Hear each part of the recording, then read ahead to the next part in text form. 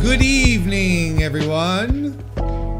Good evening to you, and welcome once again to another action-packed, fun-filled, adrenaline rush of a stream that we do here on the MrWarrenHayes Show channel. I want to welcome you all once again. It is Tuesday, and I am thrilled to be here. I am excited.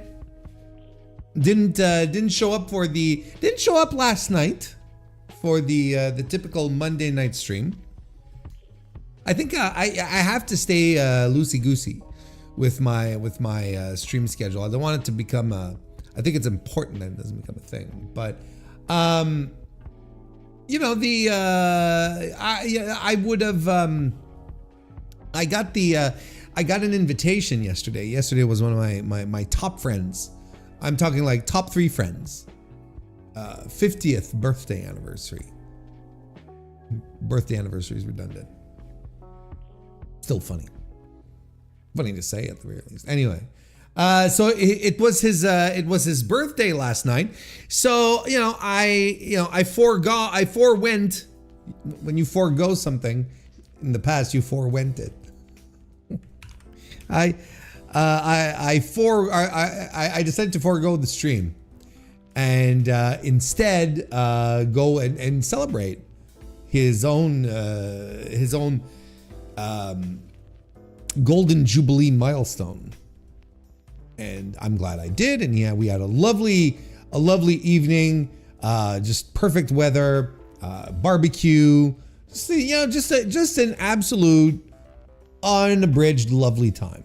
So this is despite the fact that I struggled internally. I was like, God damn, there's so much tasty stuff to talk about in regards to pro wrestling. There's just the tastiest morsels of great pro wrestling content that I could be doing instead, but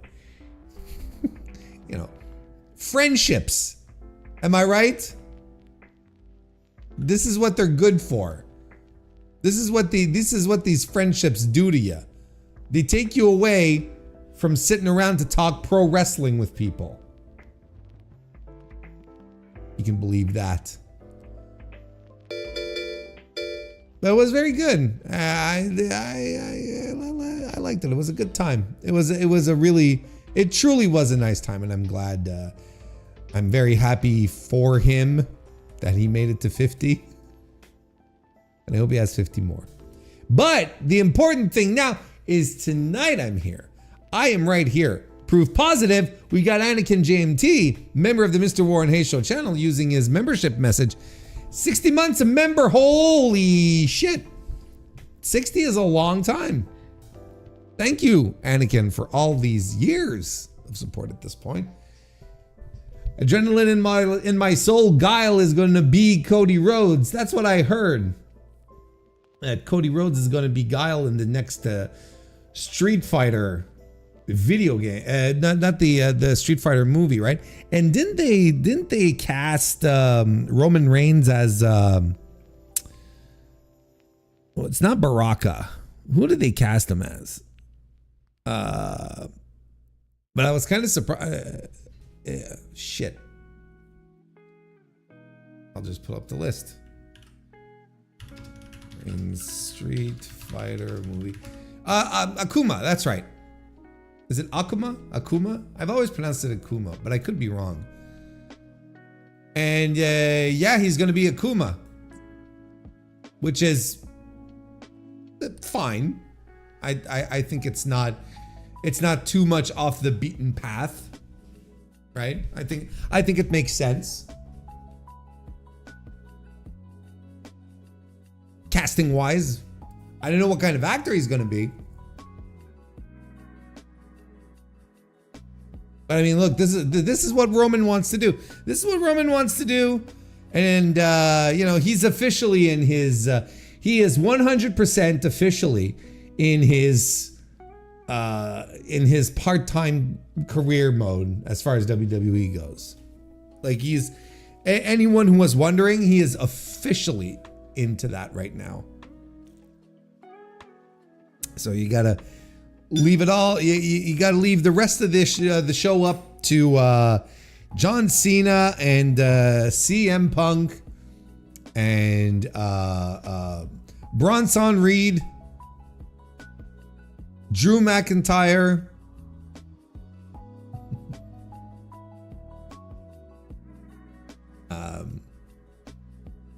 Liv Morgan. She's injured, right? You gotta leave it all up to them. Oh, I know Cody's still there. Wonder how Cody's feeling these days. I'm wondering how Cody's doing this. Have any of you like listened to his podcast that's sponsored by that gin company or whatever? It's vodka, right? It's vodka. It's not gin. It's vodka. Have you noticed like he's a little tipsy when he's doing it, right? Like he's been knocking back some of that sponsorship vodka as he's been prepping for at the very least, I'm pretty sure he's not drinking on screen because that would not be very PG-13 of them. But I am sure that he's knocking a few back before getting on screen and talking about stuff. Because, I listened to bits and bobs of the one that he did with Brandy, where he's calling her fat, and telling her she's getting old, and the one with Kevin Owens, where Kevin is actually making a lot of sense. You know, he's sort of keeping everything on track. You know, former host of the Kevin Steen show, he was keeping everything on track. It's like, oh my goodness. My Lord. Cody's just like, yeah, he's looking for his words. And he's all like crumpled into his seat. Like, I don't think his heart is all that into it. And, probably a little tipsy. I mean, this is prerogative, don't get me wrong. He's got all that sponsorship vodka. It's got to go somewhere, right? Now that The Rock doesn't show up at his tour bus to drink vodka with him all night, he's...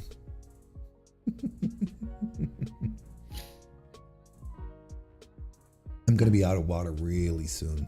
That's not a good sign. That's not a good sign. Anyway, happy Canada Day to all of those who partake. To all of you Canada Day enjoyers. Hope you had a lovely day here. It was a very miserable day here in ye old Quebec City. Really wasn't wonderful, but that's okay. I got all sorts of little minutia things done in regards to my upcoming trip to the United States next week. Landing in right on time not right on time, a little before. Well, coming in to visit Kristen and also go see the All In show in Texas. So I'm very excited about that. I'm very excited about dropping in. Got all sorts of stuff. Bought myself a new suitcase. I had a crummy old suitcase. I didn't buy this today. I bought this not too long ago, and I haven't used it yet. But it's a brand new, state of the art suitcase. With all the trimmings. It doesn't go any higher than that. I guess not, because it's very tall already. And it's got bumpers on it. I don't know if you can see well on camera, but it has bumpers on it right here. So as to the lady who was selling me the suitcase said, "Oh, these are shock absorbers for when your suitcase gets tossed around in transport. This will absorb the shocks." I'm like, sure. Look cool though. Looks cool, right? Looks good. I was like, yeah, this is pretty nice. So I decided to go with that. It's like some kind of very midnight blue. It doesn't come across quite well on camera, but there you go. Let's go see how everyone's doing here. Let's go see how everyone's doing. Pedro the Fifth, nice to see you. Welcome to the chat. Patrick is here as well. Hoo-yah to you, Patrick, member of the Mr. Warren Hayes Show channel. On top of that as well, It's very nice to see you and happy Canada Day to you, Zach McGibbon. Pleasure to have you as always. Silver Apocalypse, it's nice to see you as well. And a hearty hello, welcome to the good old chat room.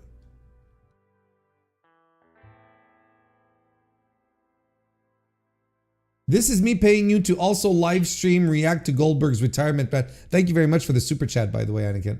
Retirement match doesn't have to be that night, but the next day for sure. I am not watching that.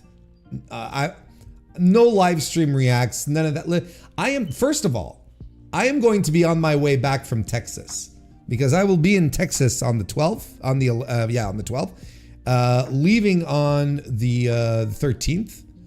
Going to see, before we leave Arlington, we're going to see the TJPW show, and then we're hitting the road. We're having a nice road trip driving back to Kristen's place in Wisconsin.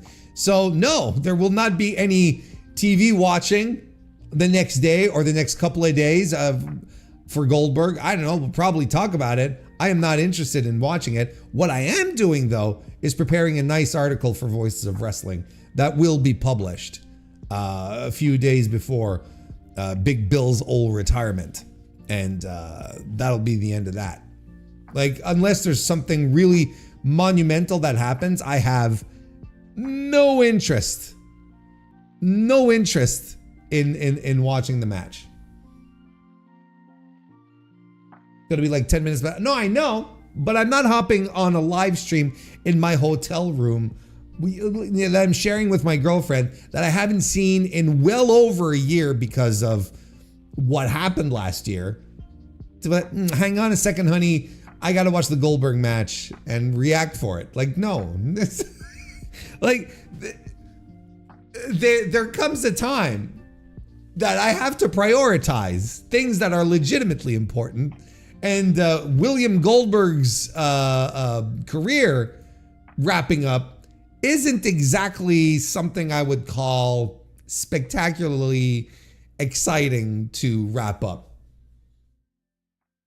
He'll go out with a nice big whimper, and Gunther is going to do a lot of the heavy lifting, and that'll be that. That'll be that. I mean, I'll probably talk about it. Like, honestly, here's the other thing. I don't even know what I'm going to be doing as far as content. Oh, like after this Thursday, I'm not even sure what I'm going to be doing as far as content goes. Monday's my flight. So I'm absolutely not streaming.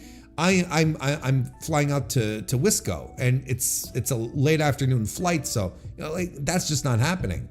I don't know, Tuesday, I don't know. Like I said, I haven't seen Kristen in such a long time. I kind of want to make that a priority. I want to spend as much time as I can with her, and then we're heading out on the Thursday. I'll be watching, we'll watch the Dynamite on Wednesday, but I don't even know if I'll be able to record anything in regards to the final Dynamite. I don't know. I don't know everything's a mystery to me right now. So I don't know what's going on. Well, I'm going to play it by ear is what I guess is what I'm trying to say. The G1 is going to start while I'm visiting Kristen, and am I going to start watching the G1 and start doing some G1 coverage? Maybe. I don't know. Because the last few days I'm there, she's going to be at work. So I'm going to have, days to kill. Maybe. I legitimately don't know how this is all going to shake out. It's very much going to be a play it by ear type of situation. I'm going to try and create, get some content out there. No, I'm not vlogging the trip. Because it's not work, it's fun. I'm not going to be taking pictures and stuff and oh, look who I met here. I'm doing the live vlog, the live thing, hey, look at who I ran into. It's Sean Ross Sapp a fight. Like, I'm not doing that. It's not work. I'm not going there to work. I'm going over there to enjoy myself. So we'll see. I mean, like I said, I am not going to talk about, you know, Goldberg retiring. That's asinine. I'm absolutely going to talk about Goldberg, but am I going to do like a live stream? No, I don't think so. I probably not. I'm gonna, you know, I'll probably end up watching it, and that'll be that, and then you'll get my full thoughts sooner than later, before the month of August for sure. I mean, that's essentially what it is. Juggernaut Bloodbath, nice to see you and welcome. Good evening to you.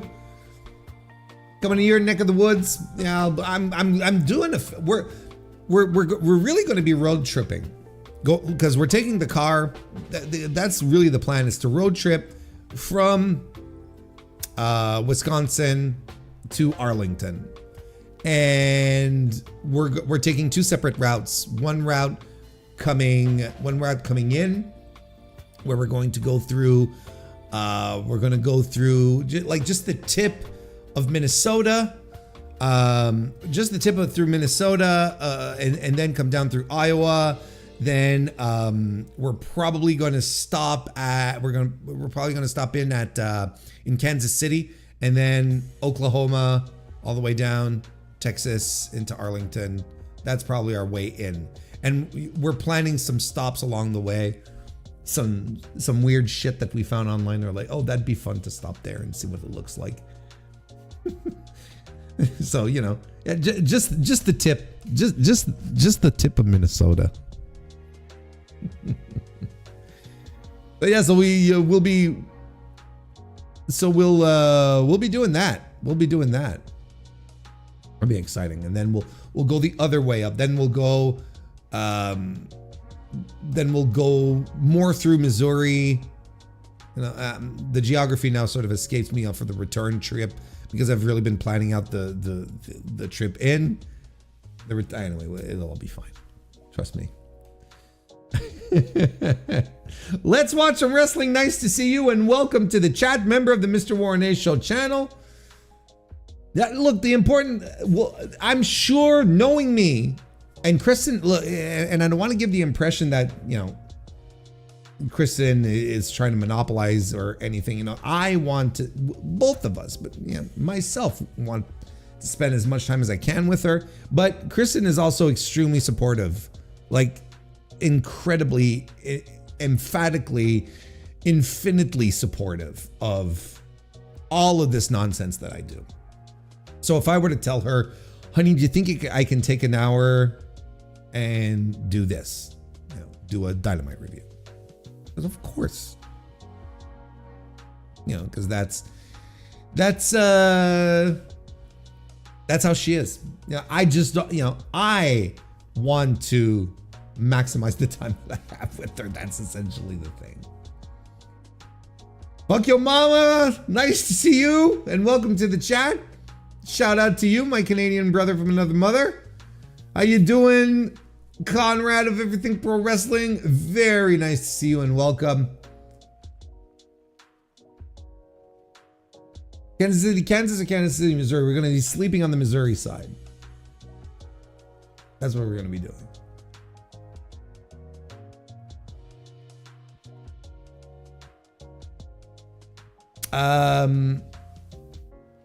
Warren, does it still show Silver Apocalypse as a member? If you noticed, YouTube did something stupid as usual and started using people's @ names, and I had to change mine since my @ name was a very old name. No, if you were indeed a member of the channel as opposed to a subscriber, right? We're talking about memberships. You'd have the little icon next to your name here. So I would check your other account, which is probably the one that has it. That would be my guess, because you'd see it right here in the chat. You'd have the little badge like Anakin has and Patrick and so on. So no, it does not show up Silver Apocalypse as a member. Sorry about that. I know YouTube is, it's something all right.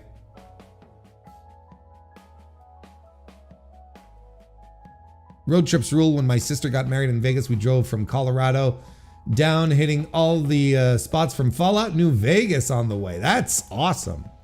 That's cool. That's really cool. One of the things that I'm excited about is we're hitting the old, I know Route 66 doesn't exist anymore, but there's like, there's a new highway that follows Route 66, I believe. I think that's the deal.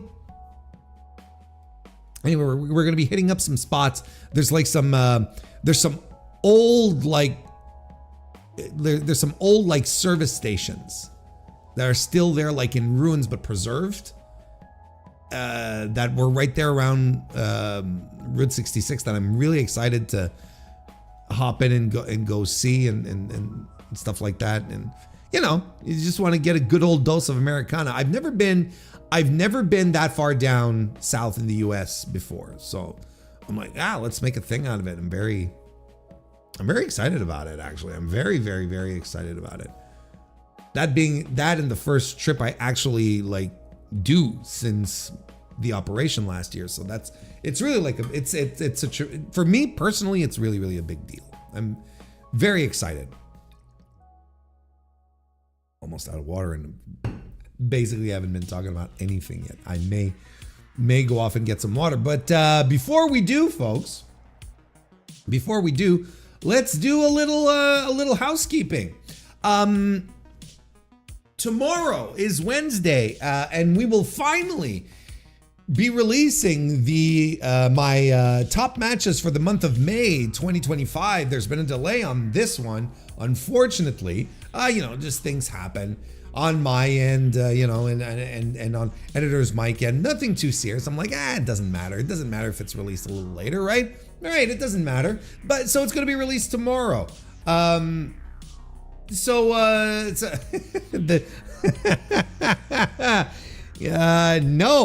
we're not. That will not be the plan. I am absolutely staying on large brand new transit. Trust me. we're not dulling. We're not gonna go fight some trailer park cannibals. Trust me on that. So tomorrow, that's going to be released. It's available right now. Actually, right now, currently, at the moment we're at this very moment, for members of the Mr. Warren Hayes Show channel. It's a little early access thing, and it's available right now. So you should go check that out if you like keeping up with how my match of the year list is coming to boot. As you can assume, there were a couple of match of the year candidates that ended up on my list after the month of May. So yeah, take your time, go check it out. Not just yet. Obviously, because it's not released, but those of you who do have access to it, you don't have to leave just yet. And that will be available tomorrow. I don't think there will be a Mr. Warren Hayes show proper. So there's going to be a couple of weeks without a Mr. Warren Hayes show for real. I'm planning on doing a stream again on Thursday.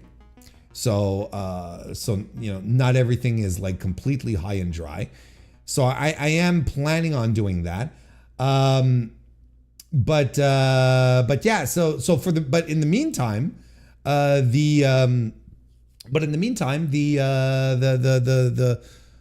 what's the word I'm looking for? The Mr. Warren Hayes show proper, like the podcast, it'll probably have a little hiatus for the next couple of weeks.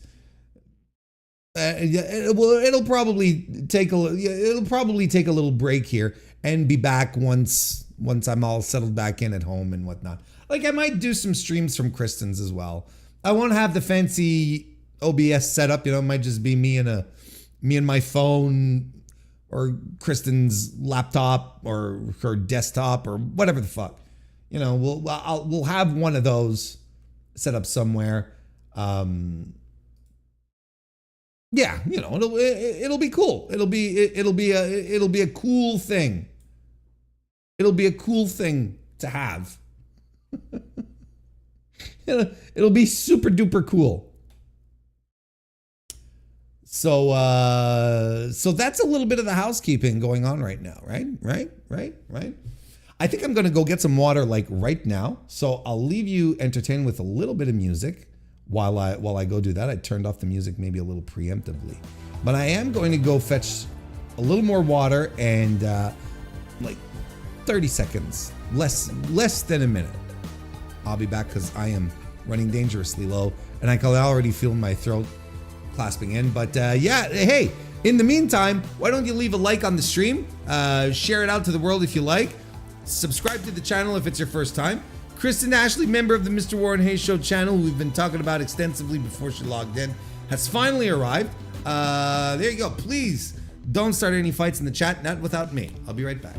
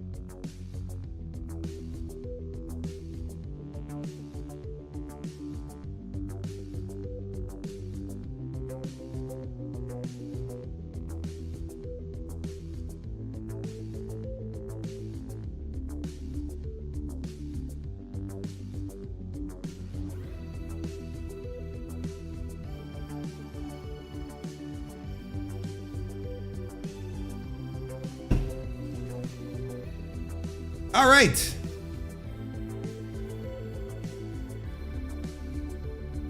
All right. That's enough out of all of this nonsense. Look at all this nonsense that's been going on since I stepped away from the desk here. Only one man can bring order back to the chat. Only one man can make things feel good again. You all know who he is. How you doing, everybody? I'm Jacques Moliere. Just let me tell you a little bit about myself. Thank you. I'm a nunchuck master. Thank you for I my represent NWA, Mountain State Wrestling. Booyah!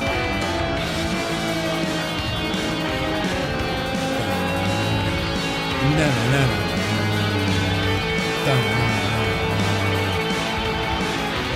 He'll keep all you motherfuckers in line. There's not gonna be any fucking nonsense on this show, in this chat.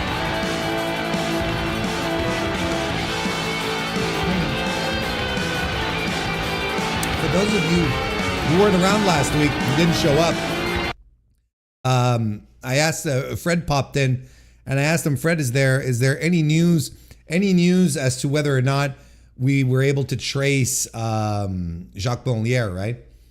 And he said that he seems to have found a LinkedIn profile for Jacques, but he also seems to be like completely done with pro wrestling at the same time. Like, good for him. You know, just good for him. There's nothing really else for you to. There's nothing really else for you to say, you know, if he's done, you know, probably off doing something else.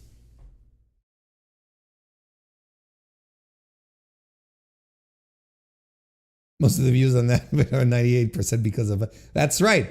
And then hopefully you guys are showing other people as well. And the people at Mountain State, NWA Mountain State are like, what the hell?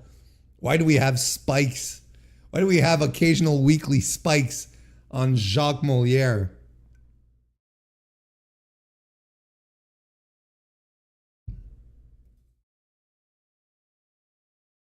How much to see Warren do that? What, the nunchucks? Christ. I'd legitimately hurt myself before anything else. Like, you know, before anything else were to happen, I'd end up just hurting myself.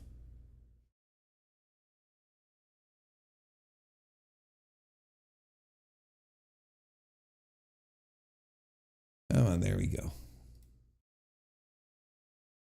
Was it the whole? Yeah, I didn't want necessarily that. I just wanted this.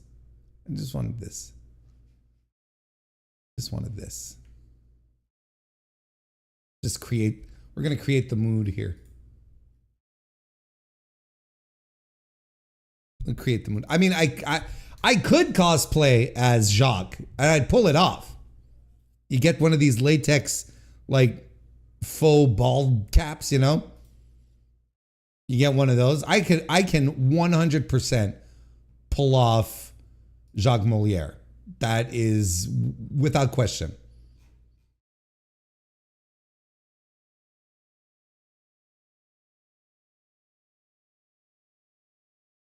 We'll do it the last day you're do it the last day I'm here. So all you have to do is shove me into an airplane, and then I'm Canada's problem after that.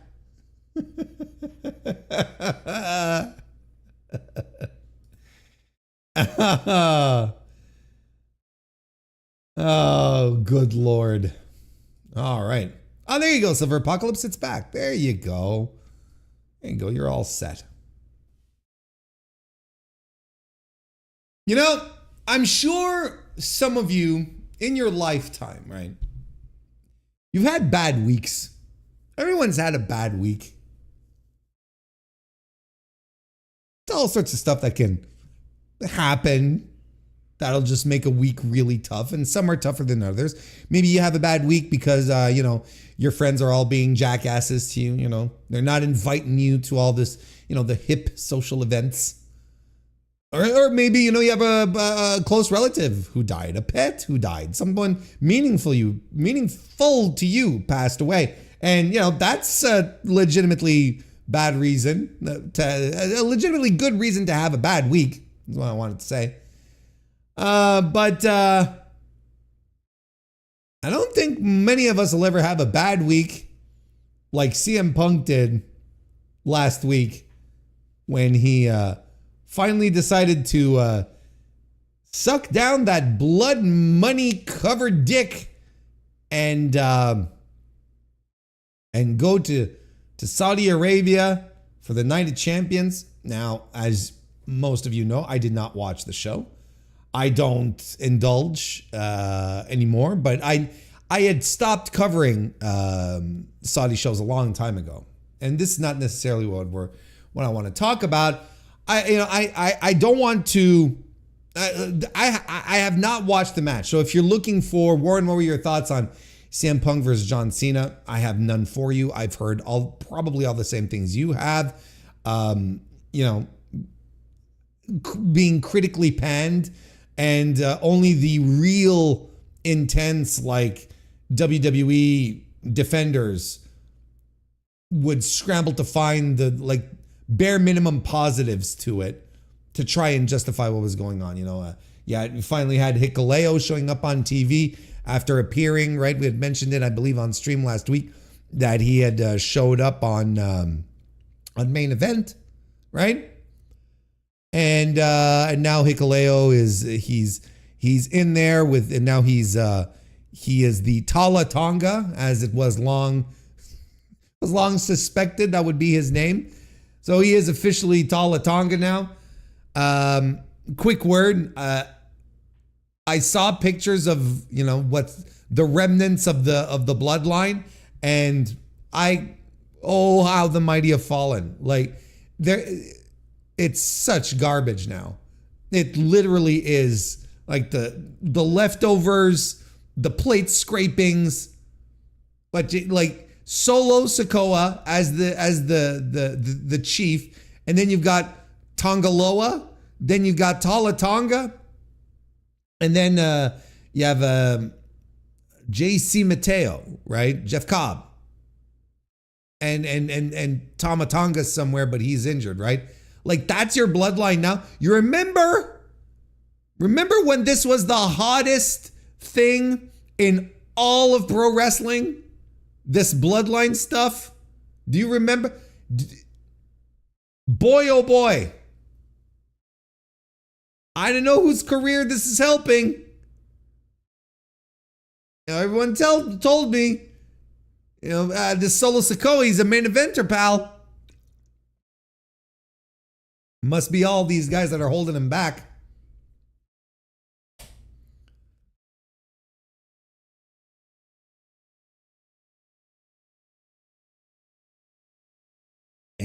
we're not gonna, don't want to spend too much time on that. Are they billing him as 7 foot? I mean, he's a tall lad. Don't get me wrong. He's tall, but he's not a legitimate 7-footer.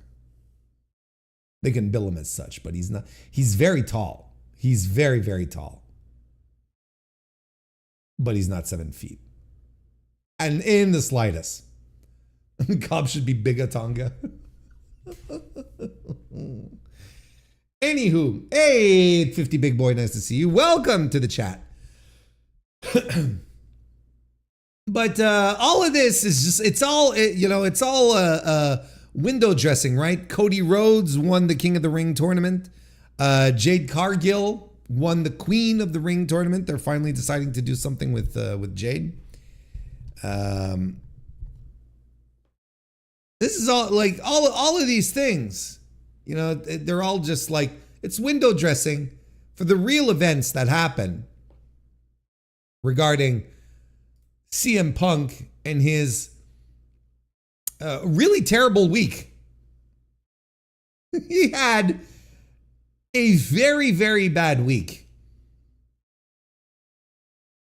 Of course, this all started off when Punk, and this is we're going back weeks now, when he started when it started being rumored, I should say, that he was going to be going to Saudi Arabia. So that caused just like an entire thing because of the one tweet, right? Because of the one tweet he had set up that he sent out to go after Mike the Miz. Now it's like, okay. Already there, like people were already taking him to task on his convictions, right? On his moral high ground, the standard that he set for himself, right? And here's the thing with Phil that we always have to remember: Phil sets these incredible high standards, not just for himself, but more importantly, to this all, very high standards for everyone else that he works with. Everyone else in pro wrestling, he holds to extremely high standards, but Phil will gladly not hold himself accountable like he will with other people in the business. And, you know, I'm trying to figure out how to go about this. Maybe we'll just go through everything in chronological order, right? He comes into WWE decides to book this match. Okay. They decide to book this match, this feud with John Cena, heel John Cena and CM Punk. Now, if you know anything about your WWE pro wrestling history, you should figure that CM Punk versus John Cena Revisited is such a fucking layup. It is the easiest thing to do ever of all time. The previous feud that existed between the two of them was the catalyst that had made Mount Brooks erupt so dramatically that he was suspended from the company and then eventually fired. And then set off a chain reaction of events. But nevertheless, you could revisit this if you wanted to in its purest form. And it should have been a much more meaningful feud than what it ended up to be. Because everything about it lacked oomph, it lacked authenticity, despite the fact that they gave it the old college try with John Cena's revisiting of the pipe bomb on the Friday before the Night of Champions, right? Where he's sitting on the turnbuckle with Phil Brooks having gone through a Slim Jim table. One of the funniest one of the absolute funniest visuals that will persist in my mind in every nook and crevice that I create in my brain to retain pro wrestling information. That one is going to stick right there. Where he's sitting there for 10 minutes. When I say sitting, lying down for 10 minutes, selling an AA through a table, while John Cena verbatim recounts the pipe bomb. Wait, that wasn't the. Sorry, I'm getting my timeline mixed up. That wasn't the Friday before Night of Champions. That was the Friday before. It was 2 weeks ago. Because the Friday before was something else.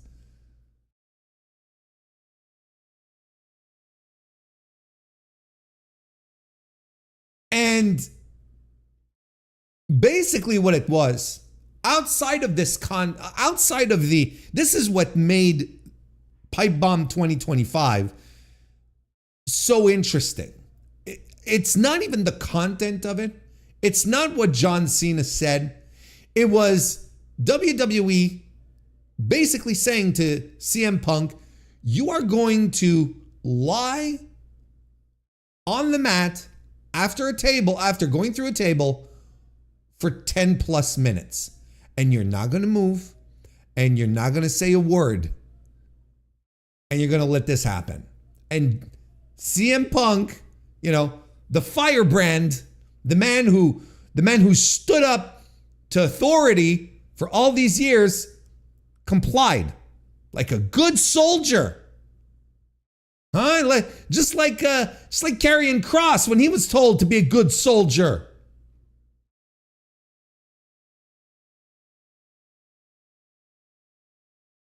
Of course, all this content was all the content of the Pipe Bomb 2025. That was all approved by CM Punk. I hope no one is naive enough to think that John Cena was shooting from the hip here, because there was a lot more interesting things to shoot about than name dropping Claudio Castagnoli. Like, why not outright name Colt Cabana? Name the Jacksons, right? Why not bring up Hangman Page or the workers' rights?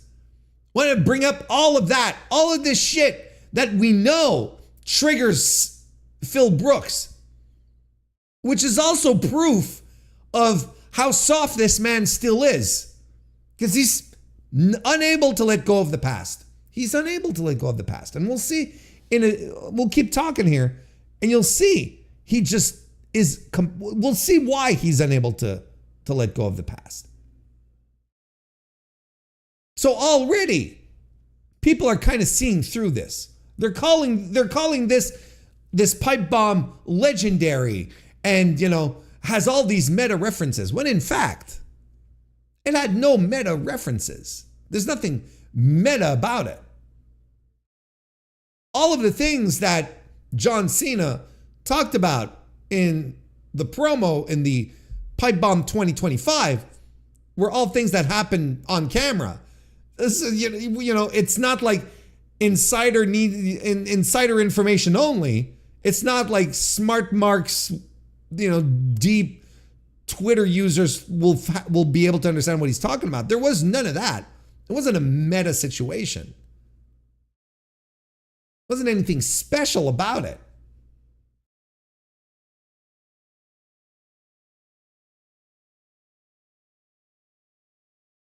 But right then and there, everything started to erode. There were rumors, there were dark rumors, going around early in the day on Friday. No, or was it on Thursday? It was more on Thursday.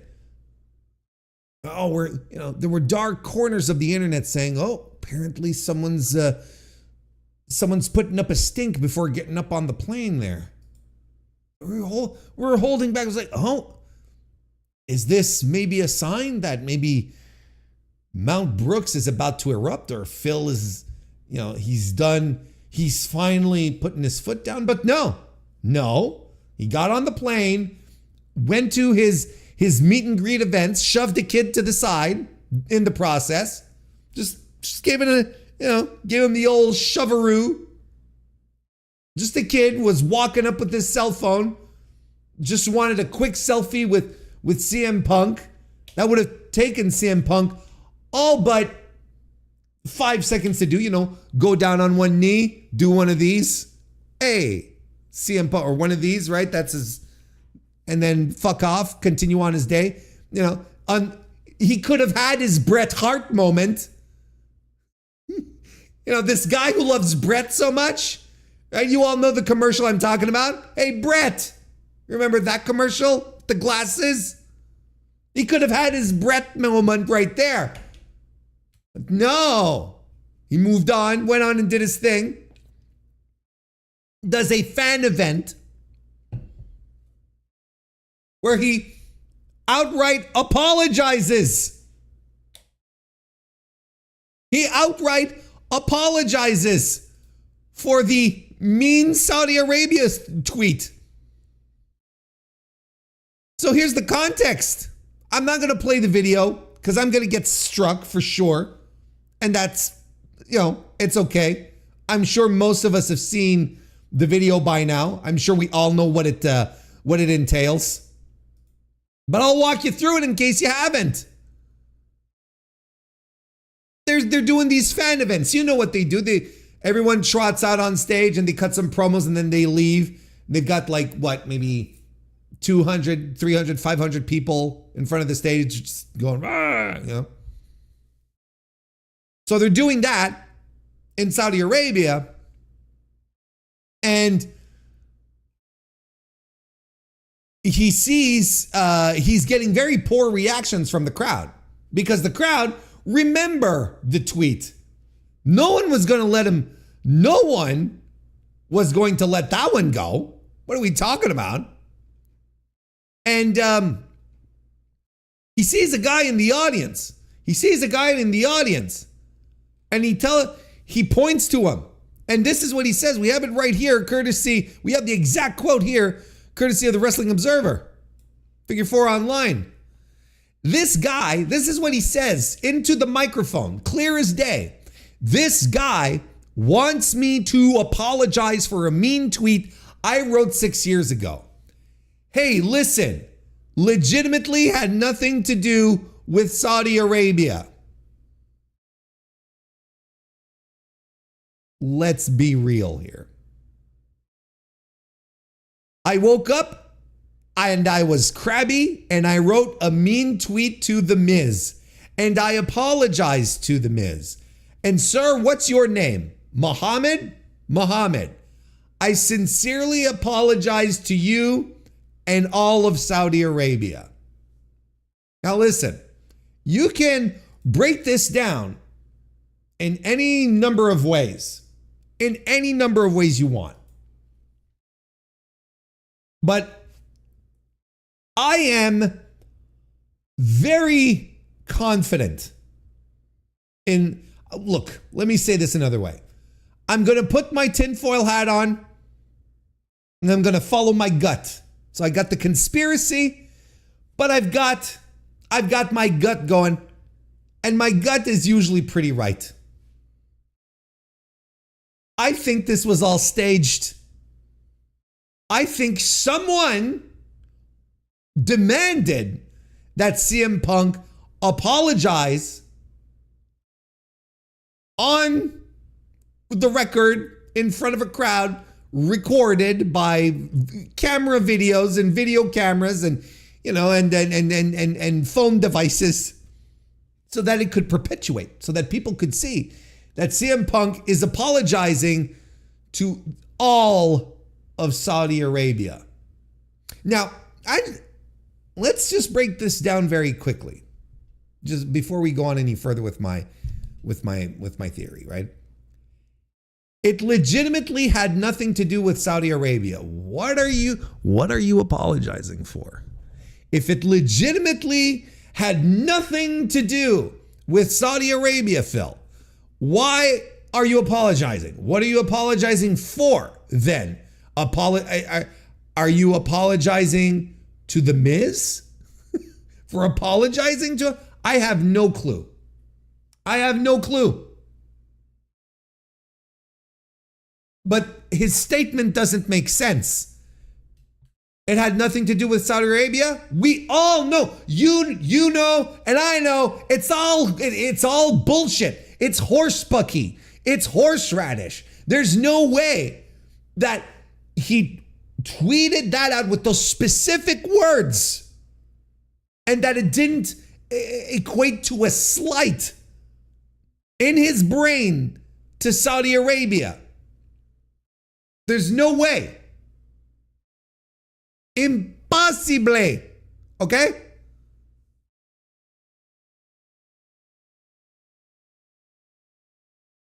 Because everyone with a brain knew what that was, what that was, to the point that people in charge demanded that he do this apology. Now, was it just WWE itself, or did the Kingdom of Saudi Arabia ask WWE to ask him to apologize? We'll never know. We'll very likely never know unless we get a proper eruption from Mount Brooks in a couple of years. We'll probably never know what happened.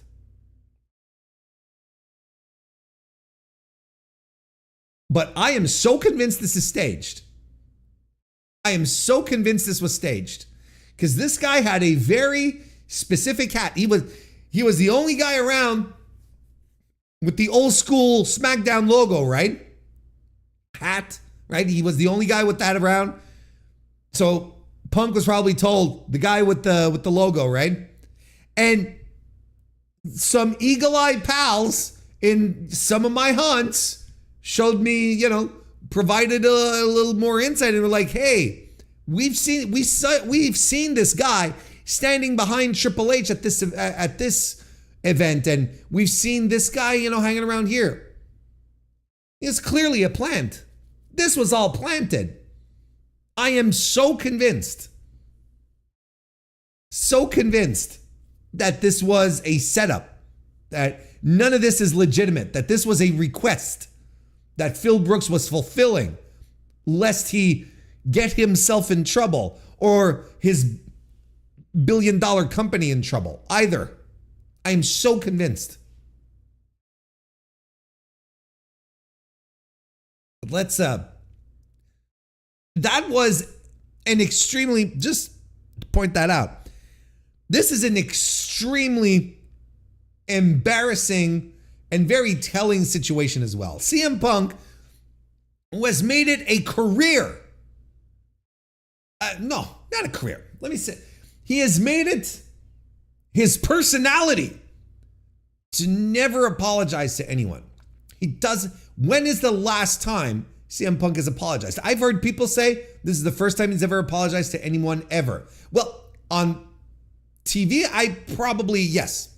Because CM Punk is a guy who would prefer to take his best friend to court than to admit he was wrong in a situation. I don't think he is the first person that he has ever apologized to. If we believe Phil, he apologized to The Miz. If we believe Nick Hausman, remember Nick Hausman? Nick Hausman once tweeted that he received a text apology from Phil Brooks, not quite knowing where Phil got his phone number and so on. So there's some very interesting little there's some things that just don't quite add up. Let's put it that way. As far as whether this, has he apologized before? Never this blatantly, never this publicly. At the very least, I will give Phil credit on this. He has apologized as loudly and as publicly as the disrespect, right? Remember when he said, remember that little bit? The apology must be as loud and public as the disrespect. Well, I'll grant him that. But it is extremely telling and a little sad not gonna lie, a little sad that what he ends up apologizing for, or apologizing to who, is the Kingdom of Saudi Arabia, who may, just be throwing their weight around and wanting just wanting people to comply. And I'm going to tell you, there is nothing more punk, nothing more closer to the essence of punk rock than to bend the knee to authority. Guys, gals, non-binary pals, this is the shit. This is the shit that Sid Vicious sang about back in the 70s. This is what the whole movement is founded on.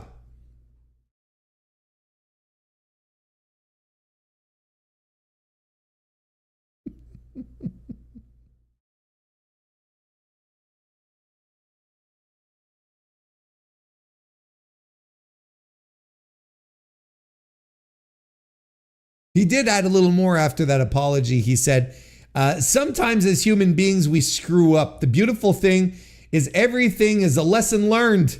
And now here I am, and you have invited me to your country, and I am grateful to be here. Thank you very much. I don't think he was invited. I don't know. Like, the company you work for, Phil, has a $1 billion deal with or a multi-million-dollar deal with the kingdom. So cut that out. Because look, it was pointed out to me that if you had any question as to whether or not this was about Saudi Arabia and keeping Saudi Arabia happy at the very least,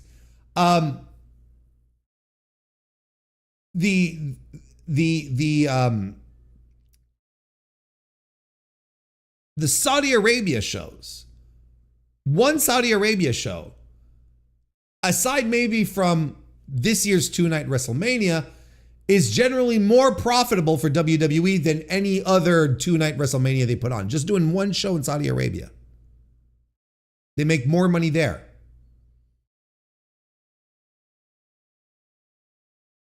And then, of course,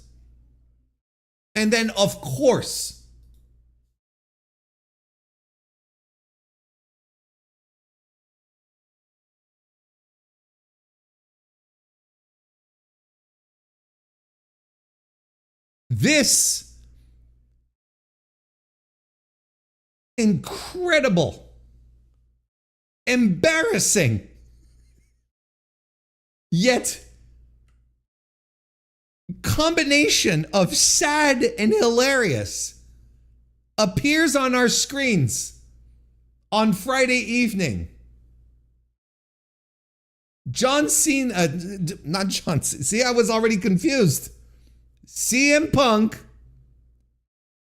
dressed up, cosplaying as Doctor of Thugonomics, John Cena, complete with old school Cubs, and it's not even the old school Cubs jersey. We don't see it here, but on the right arm there's a Motorola logo because Motorola is a sponsor of the Chicago Cubs. And so we don't see it on this picture here. So it's not even like an authentic old school jersey. It's a recent old school jersey, but still has, the main corporate sponsor on the, on the sleeve. And he comes out and he cuts an incredible promo where I'm sure you've all heard it. Just the most disastrous. When I say incredible in how laughable and unimaginably awful it was. Cuts a terrible parody rap of what John Cena used to do. And here's the thing that's fascinating. I'll tell you why this didn't work from the get-go. There's a reason why didn't work outside the gate. Because even when John Cena was doing the Doctor of Thugonomics back in the day, he was half-assed parodying that, white boys doing rap. Like, he already was kind of a parody.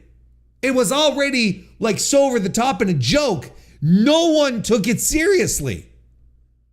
No one was actually like, we all understood the little wink, wink, nudge, nudge here. So what you're doing is a parody of a parody. And if you're going to pull that off, brother, you are going to need some tremendous comedic chops, which you did not have.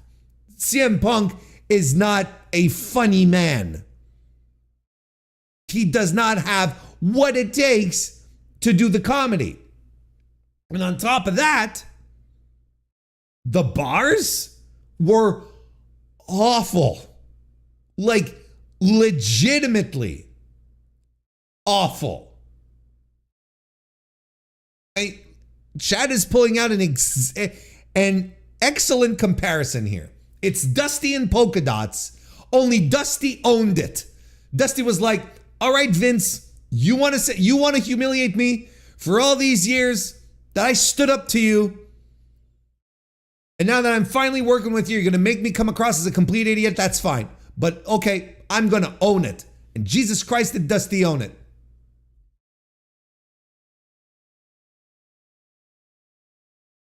Let's talk about that.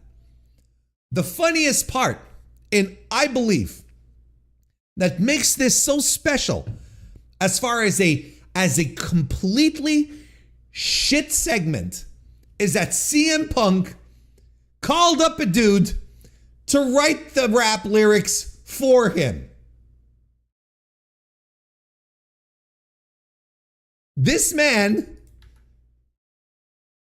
who we called Jensen Karp, is the gentleman he called. It was Jensen Karp himself who revealed this on Instagram. Does the name Jensen Karp sound familiar? I learned throughout all of this that he, for a short while, wrote for WWE. I did not know this. He is a comedian. His claim to fame overall is that he's Topanga's wife, husband, or whatever. And this dude decides to put this on his Instagram, proudly saying that he wrote this shit. When CM Punk calls you, you pick up.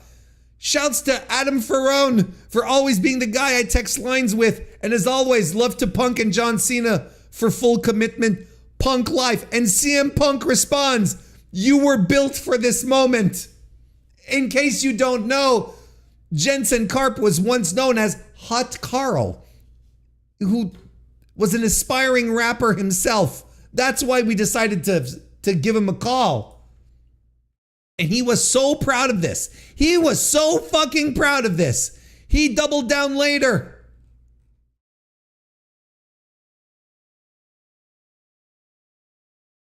Growing up in the 90s, you would just have some random white guy raps in a situation like this. Some random guy, let me start over. Growing up in the 90s, you would just have some random guy write raps in a situation like this. Someone like Michael Hayes, laughing face, cry laughing face emoji. Let's get real here. Nowadays, people are smart enough to reach out to MCs for authentic bars. For authentic bars. We reaching out to Hot Carl for authentic bars.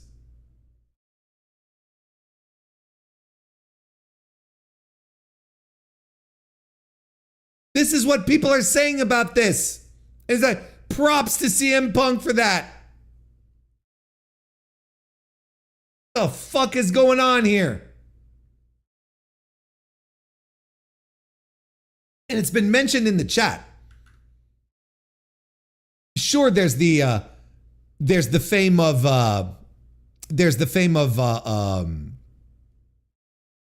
him being Topanga's husband, but There's, our boy Jensen here, Jensen Karp, is also known as the Cinnamon Toast Crunch Shrimp guy. Did you guys and gals and non-binary pals know about this? Did you know about this little situation? First of all, Mr. Antox, nice to see you and welcome to the chat, pal. Want to say hi to Seth Rich Rogan, also very nice to see you.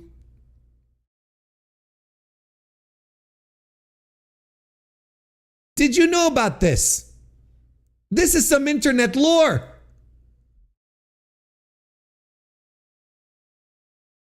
A guy, I'm pulling up this article from Vox here because it does a job summarizing everything pretty well, because strap in, folks, if you don't know the story. Jensen Karp, a man named Karp. Okay, well, anyway, let's move forward here. On Monday, this is 2021. Look, pandemic, we're bored. Don't get me wrong here. On Monday, Jensen Karp, a 41-year-old writer and producer in Los Angeles, was pouring out his second bowl of Cinnamon Toast Crunch when he claims something else came out. It appeared to be a shrimp tail covered in cinnamon sugar, which turned into 2 sugar-covered shrimp tails, plus a string, possible shrimp skin, and small black pieces encrusted on some of the squares that Karp feared were rat droppings. The contents, according to Karp, appeared to be the result of product tampering. He went on to tweet that one of the bags in his 2-pack of cereal was taped on the bottom. After sending an email to General Mills, the maker of Cinnamon Toast Crunch, he posted what he'd found on Twitter. I wonder if the tweet is still there. Of course it's not.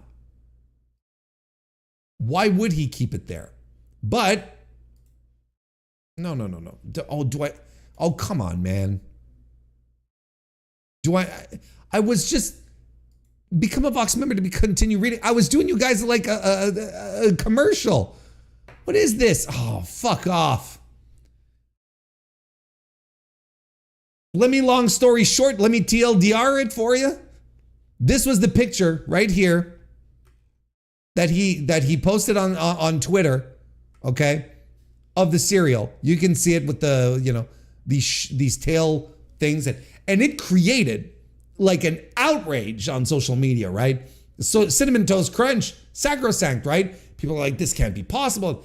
And General Mills is getting dragged through the fucking mud because of this guy.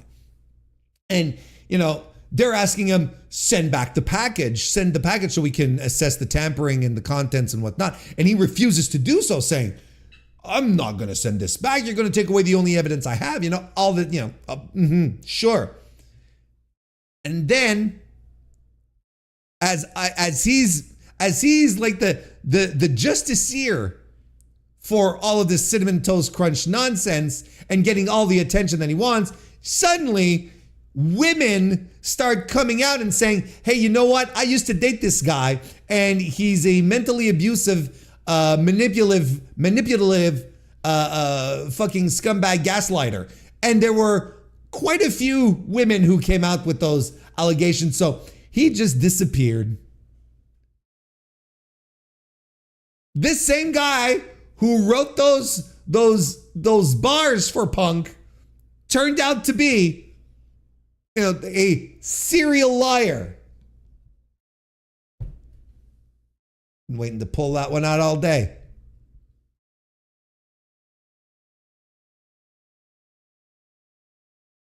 But it's incredible, isn't it? Like, it's legitimately incredible. That's just the sidebar here to continue to break down just how completely fucking absurd all of this is.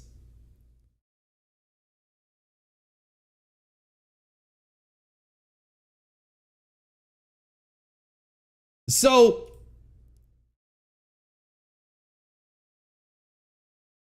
he loses the match, right? he loses the match. And apparently it was terrible. Apparently it really wasn't good. And it failed to capture any of the energy, the mystique that the old CM Punk John Cena feud had.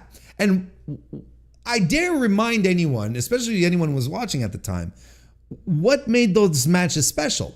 And I'll tell you straight up, I'm not even going to let you guess.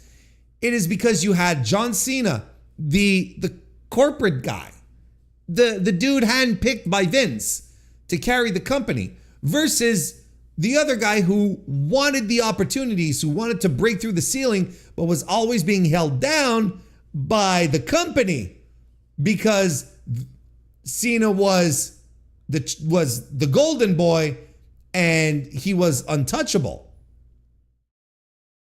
So how are you going to recreate this in this environment here when both of these guys are stooges for their company? Both of them. If you had any doubt that CM Punk maybe still had some of that, this was completely erased.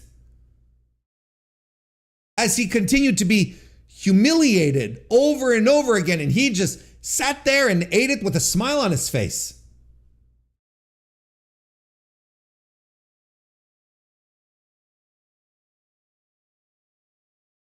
And of course ends with this image. And I think this is the most perfect encapsulation of where we're at in CM Punk's career. Like, there is no doubt in anyone's mind that this guy is a complete and utter fraud. He is a sellout. A guy who, for years, based his entire wrestling career off of his personality. Because look, let's be honest with each other. Phil Brooks, fine little wrestler. Good wrestler even. But not the most naturally gifted. So what did he do? He understood.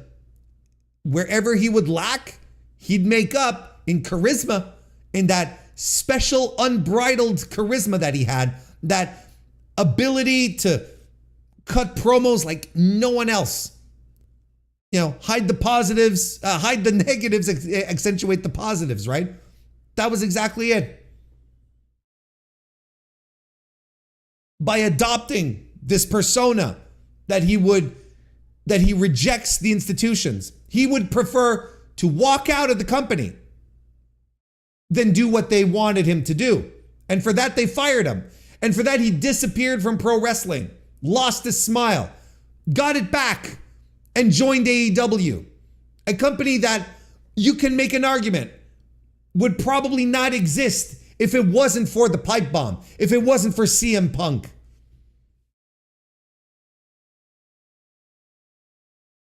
Anti-establishment, going against the current. It all worked for him.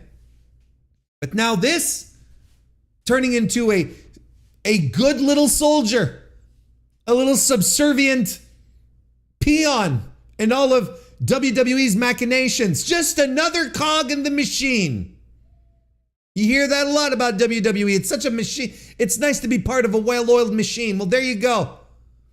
In a machine, every part plays a role to keep the machine going. It's not about you. It's not about your individuality anymore. It's about the machine.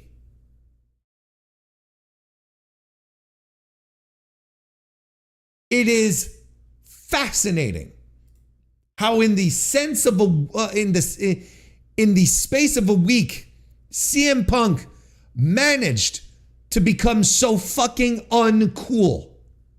So incredibly, unabashedly uncool.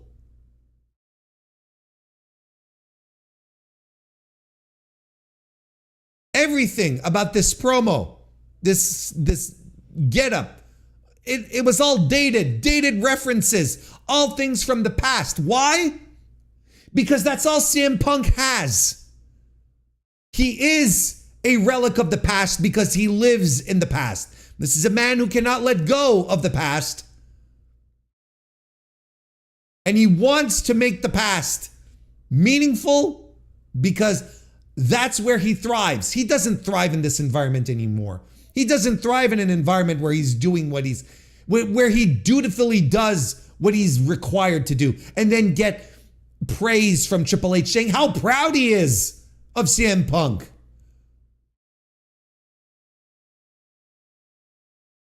CM Punk thrives when you think back at his great Ring of Honor days, when he felt counterculture, when he was sticking it to Vince, when he was calling Triple H the idiot son-in-law to his face. Those are the moments you remember, not him embracing Triple H and snuggling up into his neck and saying, I appreciate you, thank you for this opportunity. Man's a fraud. And next thing you know, he shows up this weekend, he pops back up on social media, and he's taking pictures of him at a march in Philadelphia supporting LGBTQ plus rights, right? And that, my friends, is typically what you refer to in the business as damage control.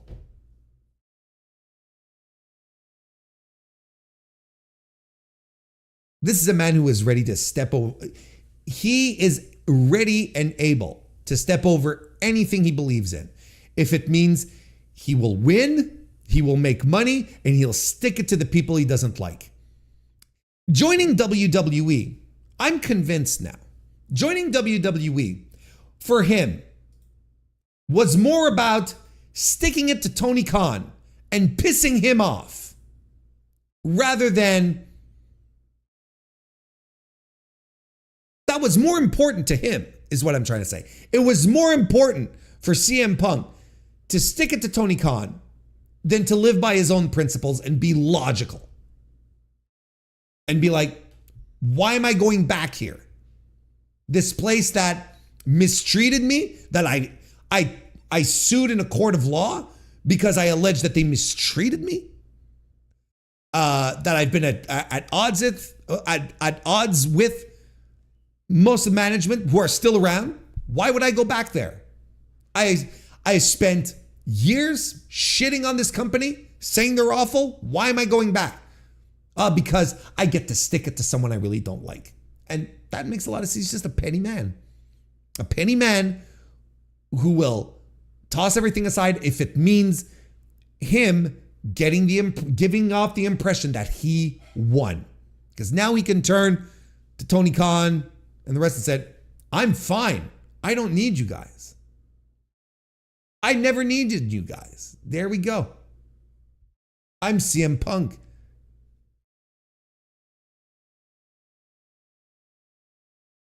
Complete and just a complete deconstruction. Humiliation. Bending the knee. Making sure that everyone understands now that he is a good company boy. You just have to read Triple H's his statement at the press or whatever.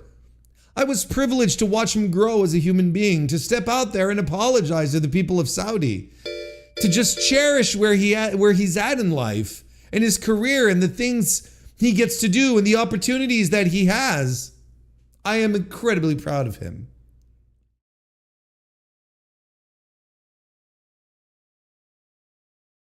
You're doing good. You're doing your job, Phil. You're lining your pockets.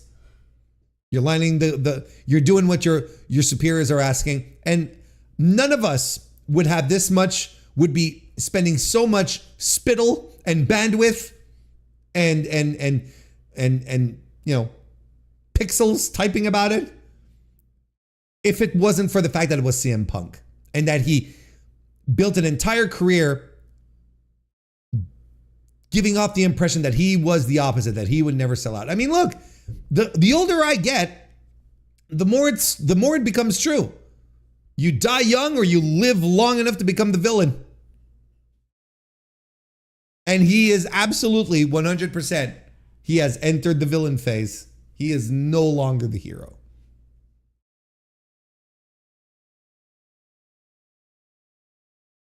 Miggy O'Kenna, nice to see you. Welcome to the chat.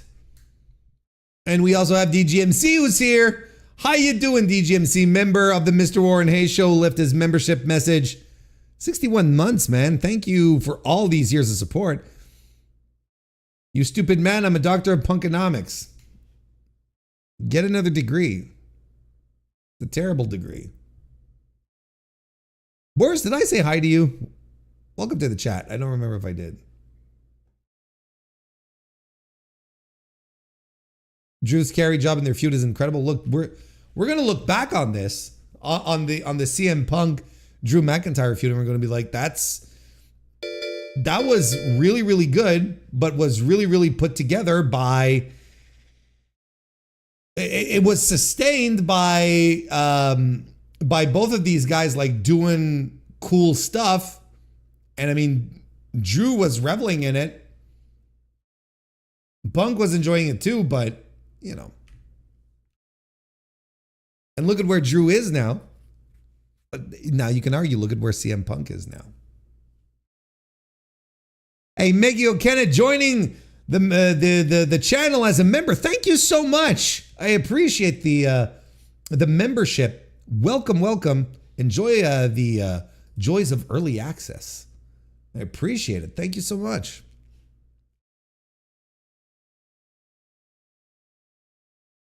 There's been a lot of chat in the chat. He called up the shrimp guy.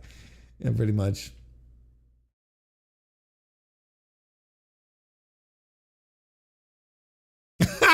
Gunter gonna get his promos against Goldberg co-written by Bean Dad now. Or Gorilla Glue Girl. That's good. I like that.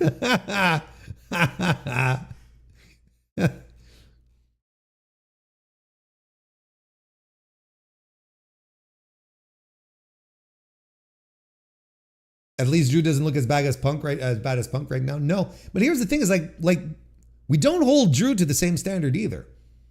That's the thing. It's like Drew McIntyre never promised to be anything else than what he is, right? Just a pro wrestler doing pro wrestling things. Whereas Punk wanted to transcend that and be something else. And boy, oh boy. Look at that turned out to be. I know some wrestlers are injured like Chelsea Green, Liv Morgan, and Chad Gable. Is Drew injured or just on vacation? Isn't Drew injured too? I think Drew is injured.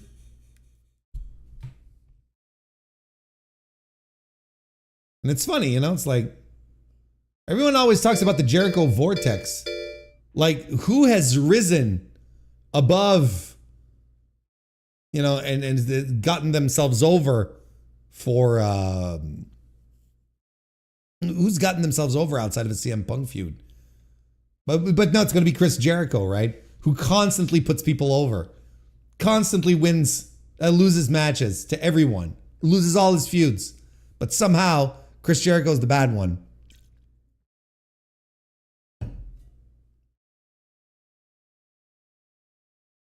Hey, Kristen Ashley also leaving her membership message just to underscore that she is a member for 60 months. Thank you, darling. I appreciate it. And you support the channel in many other ways outside of just like being a member here. Thank you so very much. Oh, Drew's on SmackDown? All right, he's fine. He's fine then. I don't know. I don't keep up all that much with WWE injuries and whatnot. I want to pull this up here.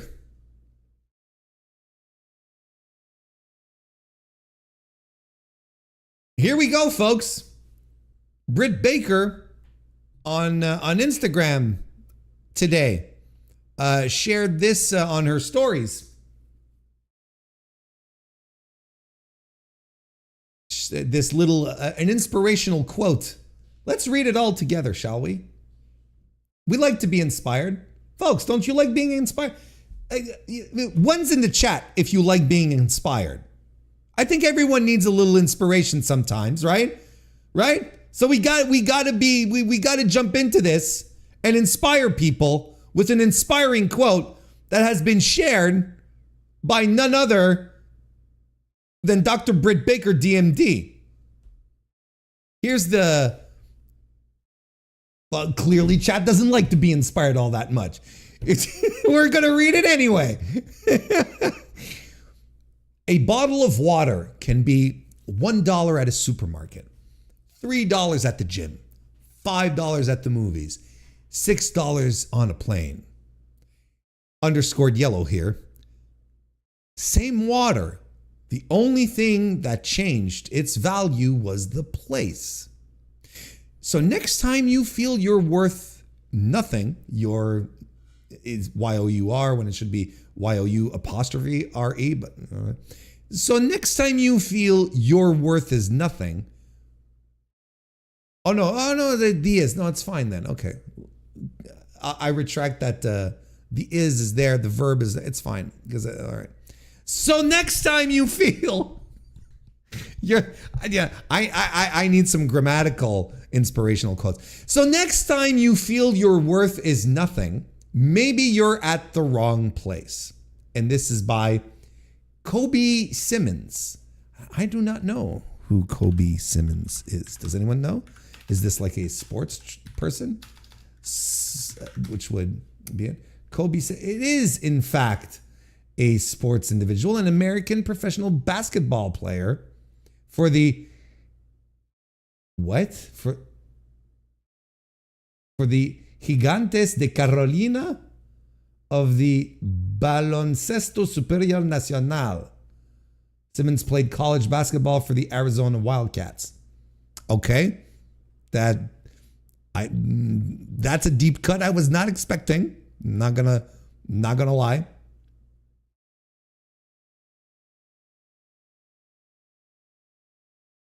A 5-point average guard, is that, I don't even know if that's good. Is that good? Like I don't know. Anyway, that's not the point. The point is that we had this lovely inspirational message. Basically, he played for the Raptors in Canada. Okay, good. Okay. We the North, I guess. I don't know. Okay, it's bad. All right. Okay. So we're getting a quote, an inspirational quote from someone who's not very good at what they do. Okay. That's great. Okay. So this makes it all even better. So as Silver Apocalypse points out in the chat, it seems like Britt Baker is starting to air some frustrations she may have with how things are going on with All Elite Wrestling right now. And that's clearly what she's doing. I want to break this down in 2 points. And we're going to do the first point right now. The first point being that this is a very poor analogy. And I don't know who thinks this is a good one. I don't know why Britt is like, yeah, this is really good. Let me tell you why. I'll tell you. Let me tell you why this is, quote, actually bad. Might as well have a little fun with it. But like the idea here is that the problem is with the analogy with water. You're basically saying, I'm a bottle of water and my value changes depending where I am, but I'm still like water. The most common basic thing that everyone has for free in their taps at home and can buy at $1. Like even the idea of buying water is silly. And the idea of paying $6 on the plane is preposterous, but we know why they do it, but it's still ridiculous. So you're the same kind of water as everyone else, right? You're just like everyone else is what she's saying. The only difference is that you're overpriced. Hello, I'm Britt Baker and I'm a $6 bottle of water. And everyone's going, but you're still water. The analogy doesn't work. Like, I understand that the idea is value yourself, right? But really what it's saying here by using the water comparison is I am like everyone else. I can get suckers to pay more for me, but ultimately I'm just as plain as anyone else. But some suckers will pay me $3, $5, or $6 when you can get it for free at home.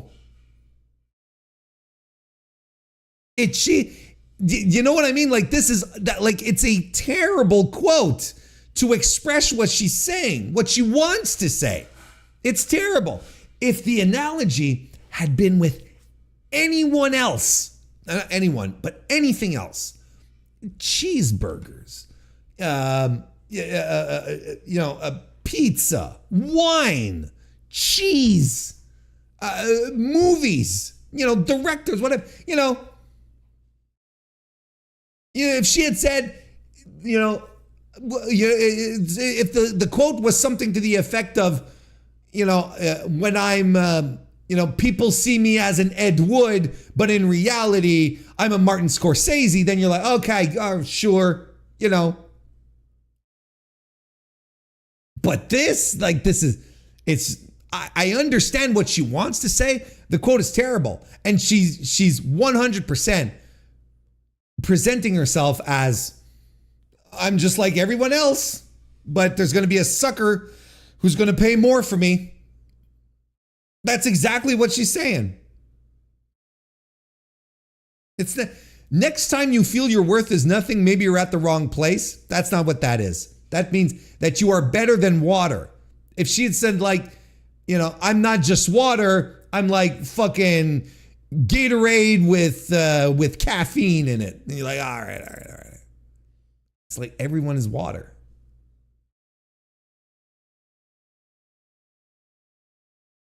See, cheese flavored water coming to Taco Bell soon. So that's terrific. So, but out the gate, it's okay. Are we clear? It's a terrible quote. It's a shitty, awful, terrible quote. But let's go to the bigger picture here. What's really going on here? That Britt Baker is now entering her disgruntled employee era. It's been going on for a while. This is not new. But she's been kept off TV.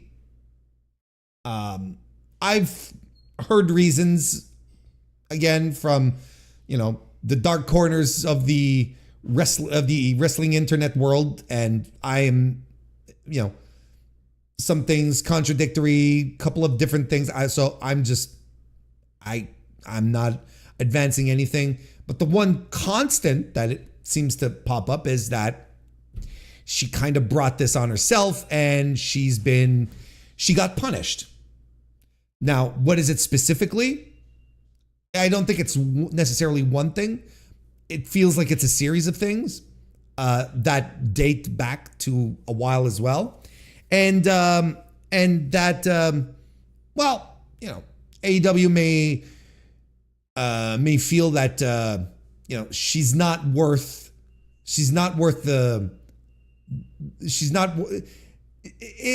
worth putting up with a lot of what Britt does for what it delivers, if that makes sense. I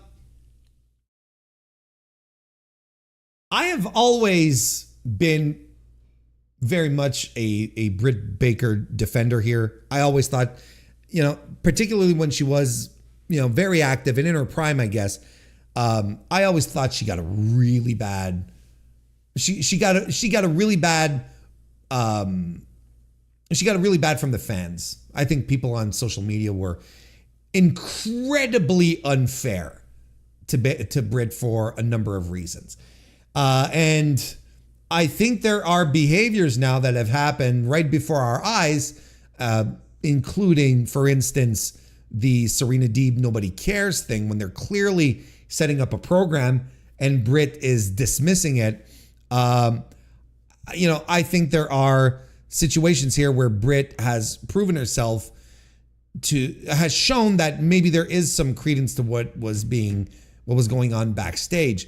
I don't think she necessarily, like I said, I don't think a lot of the hate she got was warranted. I think a lot of it was a little over the top.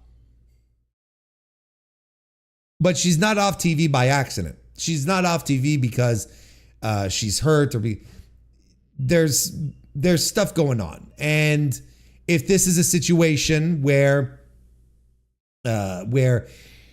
she as well might let her contract run out and get scouted by WWE and head on over, I mean, this might be what we put up with for the next few. This might be another round of disgruntled AEW talent, just like being very, very upset and throwing everything to the side, burning bridges and you know, just complaining out loud until they're let go.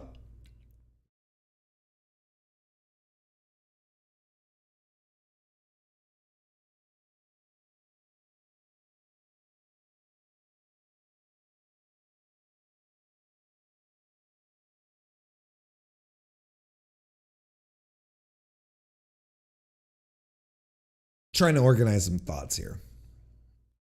Let's check out chat for a bit, because I want to make sure I approach this the smart way. Didn't she throw Thunder Rosa under the bus after that whole Lufisto thing? Yeah, there was a lot of issues with Thunder Rosa.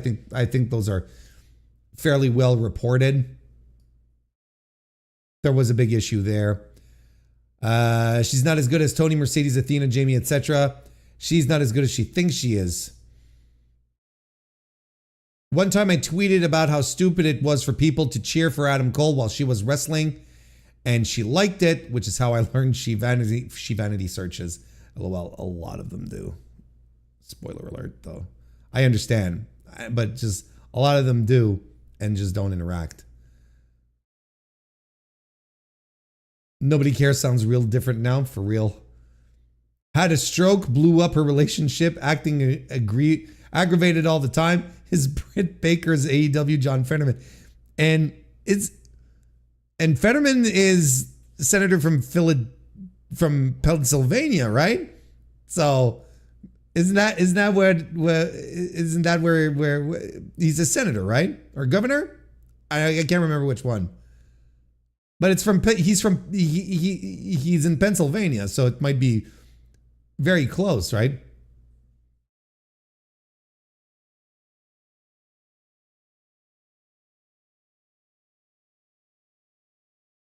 Senator, there you go. Okay, that's what I thought. So, you know, the connection is there.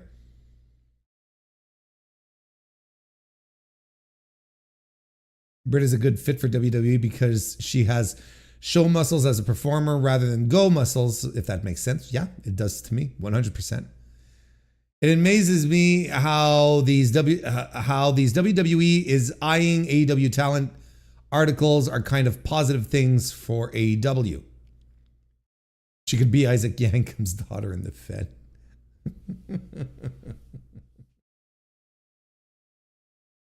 He's actually from her area on top of that. Well, there you go. So the Fetterman thing holds water. So ultimately, here's the thing.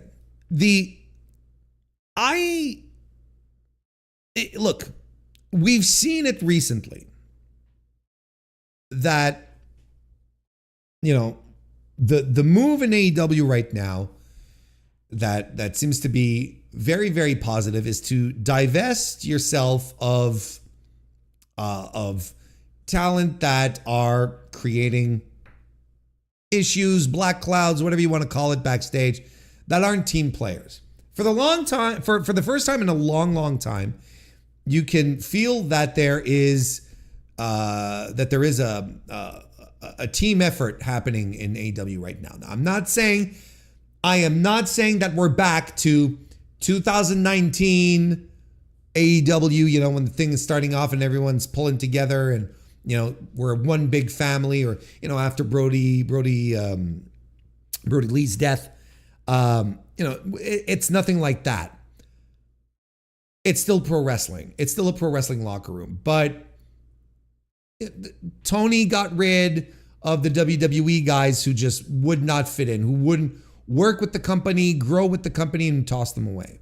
He got rid of the elements that were causing issues. You know, he got rid of Ricky Starks, you know, got rid of Ethan Page.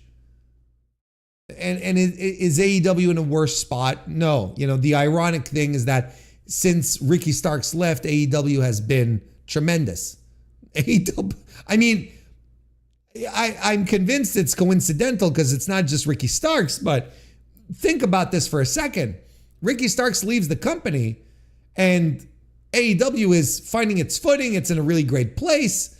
It's, you know, doing, the business is improving. The vibes are great. All In feels hot. You know, it's again, I'm not saying, you know, it was all Ricky's fault. I'm just saying, like, isn't it ironic that the guy that everyone said, no, you have to keep, it's a future star, so on and so forth. What are you doing? You're going to fumble the ball. You're going to, company's doing fine without him. And there's this thing too, where, you know, there's the idea of these day oneers, right? And we've talked about this recently as well. The idea of the day oneers, oh, you have to protect the day oneers. I see that sometimes on Blue Sky, on some of the more joyful areas of AEW, where, you know, it's like, oh, the people who were there from day one, you have to support them, right? And Sammy Guevara and Dustin Rhodes were talking about that on a promo recently. That's why I brought it up, actually. Saying we're day oneers. I'm like, well, okay. It's nice and it's good that you're still around, and that's fine. But there are lots of guys who are still day oneers, and a lot of them have grown and changed with the company, right? That have improved, that have become something different, that have decided to embrace whatever this company had to offer as opposed to resisting it. And I think it's okay for AEW to divest themselves of talent who have been there from the start and who have been in prominent places, but have chosen to not change, not evolve, do different things, or, you know, maybe just got really, really upset that they lost their spot and can't get over that, right? The point that I'm trying to make here, and someone in the chat brought it up too. I read the thing. Where does Britt Baker fit in the women's division on television in 2025? And think about that one long and hard, because I've been put some thought into it ever since I saw this post today. I was like, where does she fit in? What do you do with Britt Baker? I'm like, well, Britt could be a nice little tag team act. You know, it's Britt Baker. She still has some value. The AEW fans still like her. But is Britt Baker challenging for top titles? Does she come in and, you know, get hoisted back to the top over the likes of Jamie, Willow, Statlander, just to name those three? Is that what you do? Because once upon a time she was the face of the women's division and arguably one of the faces of the company.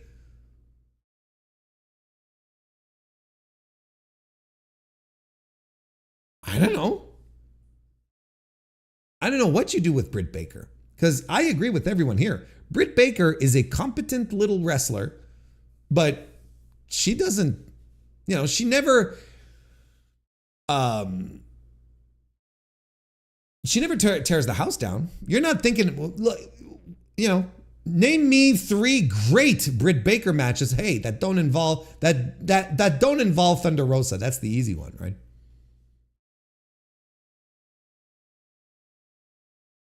I'll tell you one thing, it ain't going to be her Mercedes Moné match. It ain't going to be that one.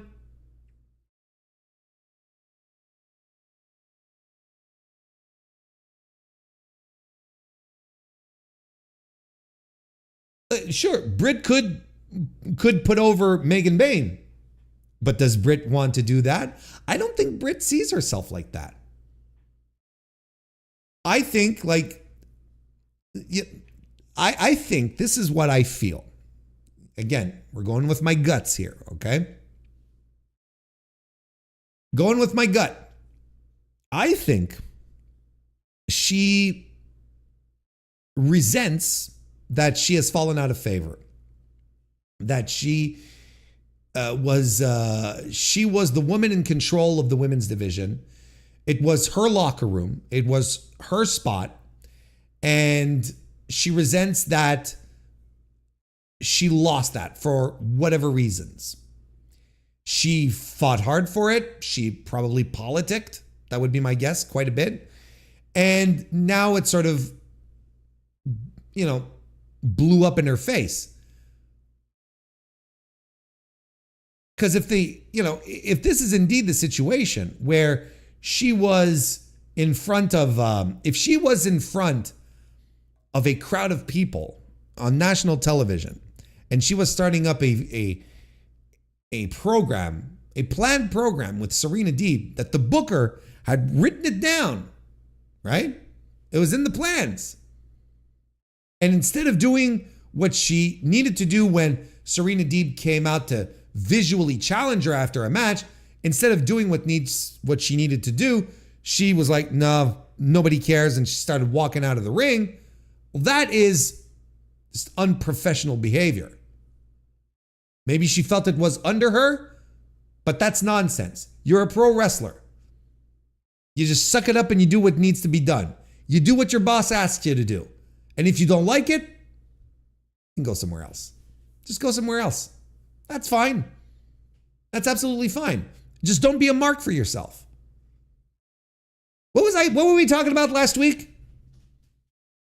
Chat? Do you remember what we were talking about last week with the Mariah May,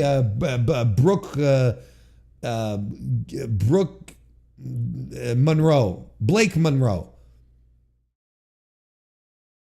Do you remember what we were talking about? Hey there, AEW Women's Division blog. Thank you for being here. I was talking about how it's impressive to me how much of an era we're in where wrestlers are marks. It's happened in the past, don't get me wrong. I find it's much more prevalent today. It's happened. Bill Goldberg has been a mark for himself for years. It's fine. But again, we're in another situation where the wrestlers are drinking their own fucking Kool-Aid, and that doesn't make sense. That's just nuts to me.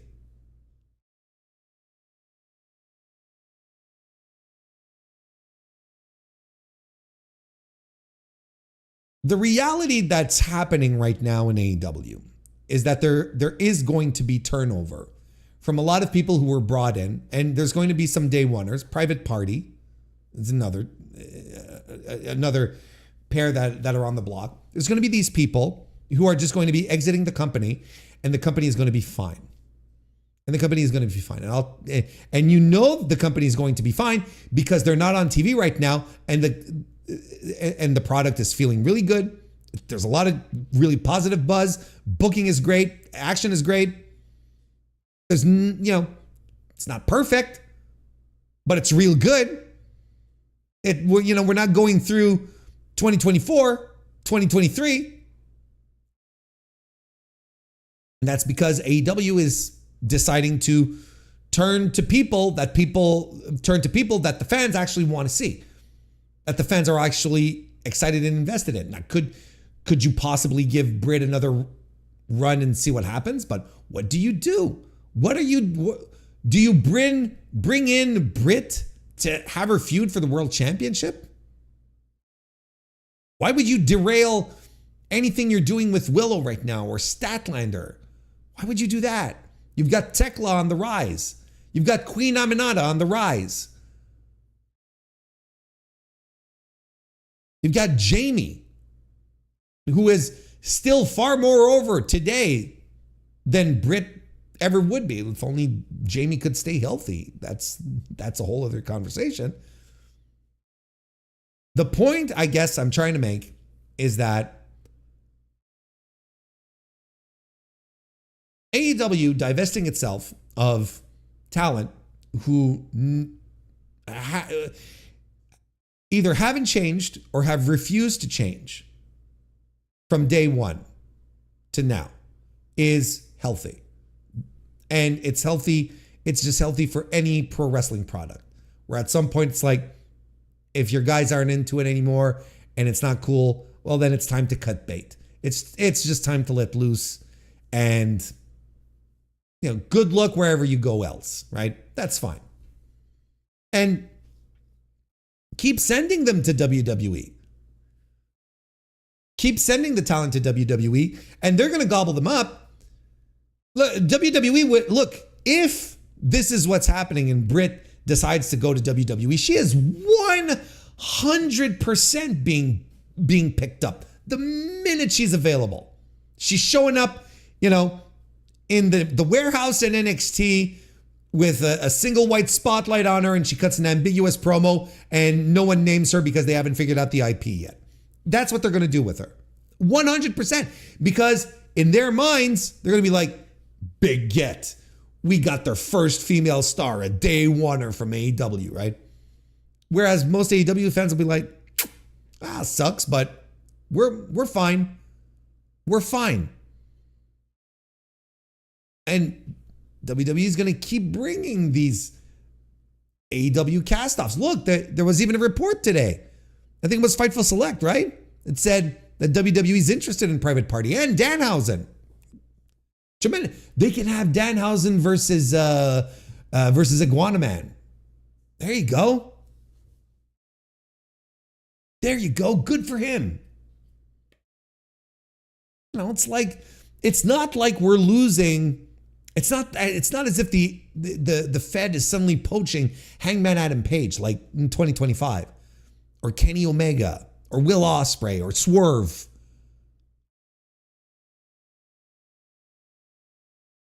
Or Willow, or Statlander, or Tony Storm, or Mercedes. You know what I mean? It's Britt Baker. Again, this is something we've talked about here.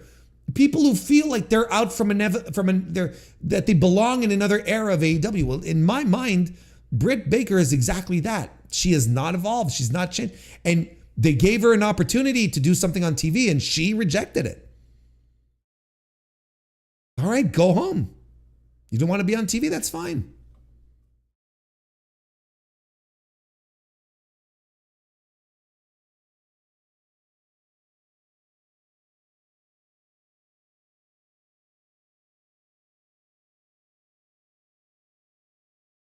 So that's kind of where I'm at with Britt. I don't know, I don't think it's that big a deal if she leaves. I really don't. And especially if she's going to do this, if she's going to start grumbling online, you're going to be, my value, I'm a bottle of water, I'm a $6 bottle of water. This is just going to get tiresome really fucking fast. You know what I mean? It's going to get really, really tiresome really fucking fast. I'm sure you're not into that. I'm not into that. I'm super not into that.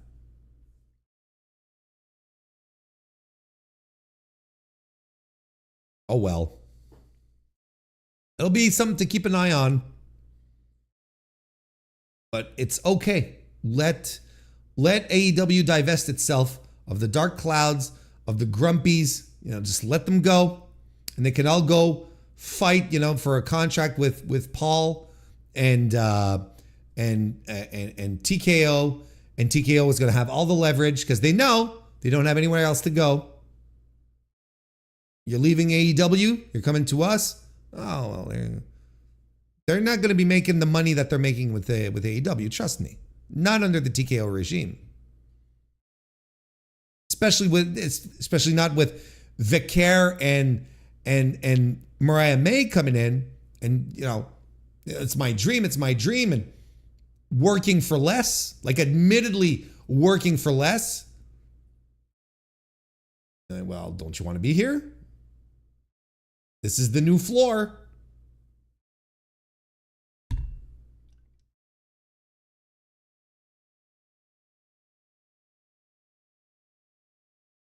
Anywho.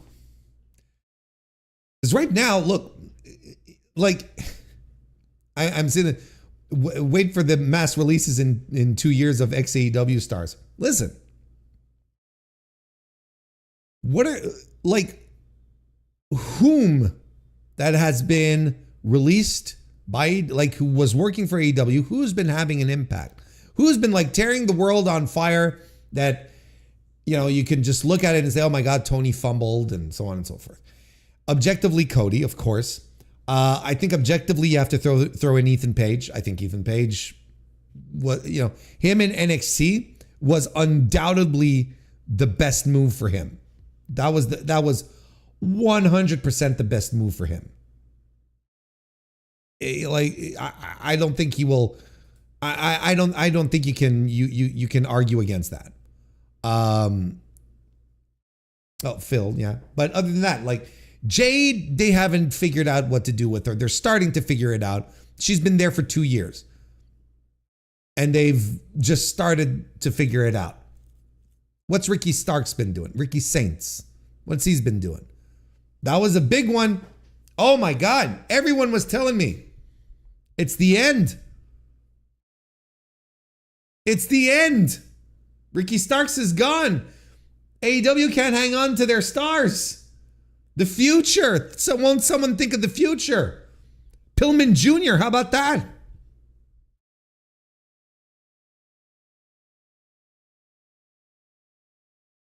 Too soon to say with Mariah May?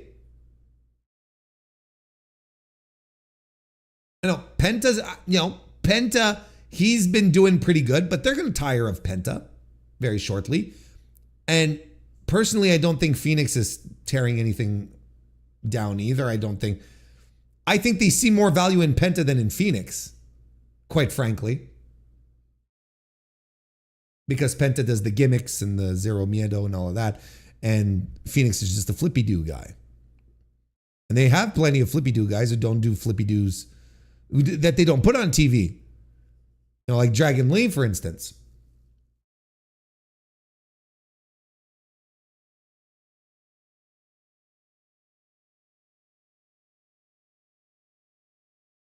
So it's like, you know, it's like Vince once said, you know, when during the pandemic or whatever, he says, yeah, we've been giving them, you know, AEW, all of our talent. Let's see if we can give them some more. Now the tables have turned. AEW is releasing all the talent, and Triple H wants to gobble these people up so that he can debut them on his TV, because that's one of his go-tos. It's surprises. A surprise debut. The pop, just the cheap pop. But then after that, he's got nothing left. He's got no creative. He's got nothing for them. He doesn't know what to do with them.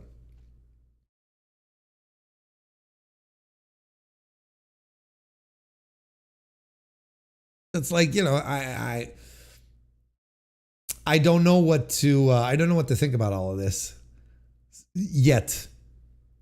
You know, we'll see how things continue to develop, but I mean, the more things go forward, the more things advance here, the more a situation like exactly like this, where AEW wrestlers get grumpy and want to jump ship and go to the other place, they're just like completely ruining their leverage. Like, if Britt, here's the thing, and this is something I wish regular wrestling fans would understand, but I know you guys understand because you're the A plus audience to this D-list podcast. If I were a wrestler, I would run this, and I was displeased with AEW and I wanted to jump to AEW, I would keep my fucking mouth shut. I would shut up so hard and not say a goddamn word, just like Ricky Starks did. And do you know why? Because once my contract is up and it's time for me to negotiate, I haven't published to the world that I am disgruntled at my job. Because by doing that, I am giving TKO leverage over me. Because they know I'm unhappy where I am and I want to leave. So they're not going to work and open up the checkbook too wide to sign me over, because they're going to be like, well, look, if you don't want what we're offering here, you can always stick with your old guys, right? They're going to lowball Britt. They're going to lowball her. It's just as simple as that. It's like Karrion Kross. The same thing. Going around trying to get himself over, but I still think the Karrion Kross thing is fake. I think this is all a work. I don't think he's going anywhere, but that maybe we'll talk about that tomorrow, Thursday. But you know, and TKO loves lowballing talent. What are we talking about? Like that is their MO. They love to do it. So like it's all so weird to me. Shut the fuck up. You know, eat your cake, stay at home while you're being paid to stay at home. And then when the negotiations window open, well, start negotiating. Oh, well, you know, Tony's offering me this. And then have them work for you instead of stupid bullshit like this. Because this is dumb. She's taking leverage away. But again, we're in an era where the wrestlers are the marks. We legitimately are. I see more and more proof of that every day. The real pros will shut up about their contract status. They won't leak anything. They won't say anything, and they'll just let things happen. And they'll especially not go on Twitter with vague inspirational quotes about knowing their worth. Especially with inspirational quotes that don't exactly work because the analogy is terrible. You know, like that's the thing. And I know you understand this because we talk about it a lot here, where they're just ending up giving more power to TKO. And if there's a company that I loathe when it comes to quote unquote workers' rights, I'm not trying to be cute here, but it's TKO, who famously lowball, UFC famously lowball their fighters. And I am convinced that the era of the high six-figure deals for everyone on main roster are done. I think it's a thing of the past. All the new people that they're bringing in, they're all bringing in low so that they can keep them as low as possible. And their leverage is, especially when it comes to people like Vaquer and Mariah May, they'll be like, well, this was your dream, right? So this minimal amount will be your raise for your contract renegotiation. You're gonna eat the slop and you're gonna like it, unless they become a massive star like Cody, like Punk, like Roman. That's a whole other, or Seth, Becky, Charlotte. That's a whole other 9 yards. Anyway, it's fascinating to me that these wrestlers are just throwing away this leverage that if Britt she could have just like not said a fucking word during her negotiations without letting on that she's fed up with AEW. But now it's news. Everyone knows she's done. She's fed up. Maybe not done, but she's fed up. Leverage to TKO. I just want people working for TKO to milk those sons of bitches for every fucking cent they have. Like, if you're going to work for TKO, make sure you're in a position to squeeze out every dime you can from those assholes.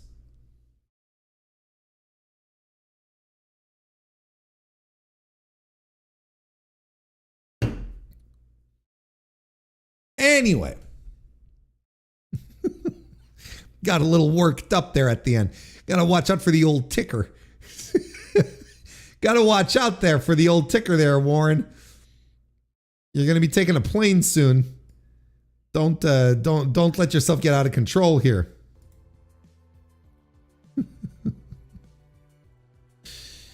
Hey, Big Man Docs, nice to see you and welcome. And have you considered that it's very funny when wrestlers are self-sabotaging and causing drama online? I mean, yes. Don't get me... Look, the content is great. The content is great. Don't get me wrong. This shit, it's tremendous. For someone like me, sits around and opines, it's gold. Like, that's the double-edged sword. Is that I just spent, what, 20 minutes? 30 minutes talking about Britt Baker? And, you know, it's good stuff. It's fun. It's good to talk about. But then on the flip side, I'm like, why aren't they smarter about their careers? Why don't they realize that they can just, they could squeeze that fucking company for all it's worth? WWE low-key pumps AEW's tires every time they get their fans excited about someone jumping. Yep. What you'll notice is, here's something funny, right? Well, funny. It's along the same vein. You know, last week, right? The Aaron Wolf announcement from New Japan. You remember that? You know, New Japan announced that they were doing an emergency press conference, right? Emergency press conference. And Hiroshi Tanahashi, the president of New Japan, was going to be there. And what's his name? Takagi. What's his name? Shit. I don't remember his name. Complete brain fart. From the Bushiroad president was going to be there too. And everyone was like, oh shit, emergency press conference. And then, the WWE fans start tweeting out the Rock in his New Japan, the images from that reel that he did with his New Japan t-shirt on and the Rubik's Cube, right? He's like, it's happening. They're buying New Japan Pro Wrestling. Oh my God, it's so exciting. And I'm like, these are the same fucking fans who then go around and spit on New Japan and call it an indie, right? And just shit on it. But now it's like, oh, now WWE might give it its coveted stamp of approval, just like it did for AAA, God bless Rey Mysterio. So they were about to give the stamp of approval to New Japan Pro Wrestling, and then they're like, oh my God, it's so great. Here it comes, they're gonna buy it. But it turns out it wasn't that. It was actually legitimately big news. Yeah, it's like it's every time WWE does a thing like this, like you said, it ends up pumping the tires of the other promotion, and also showing how ignorant their fan base is about everything. Fun fact, didn't know Dragon Lee and Roosh were brothers until recently. Yeah, Jolistico is also there. Jolistico, a former Mystico, if I'm not mistaken, right? The Mystico stuff is very, very confusing. It's not confusing, it's torturous. But yes, he was... Jolistico was Mystico when Mystico left... CMLL for WWE. He donned the Mystico mask. And then he left for AAA, which allowed Mystico, who was known as Carlistico, to get the Mystico mask back. I don't know if you knew this.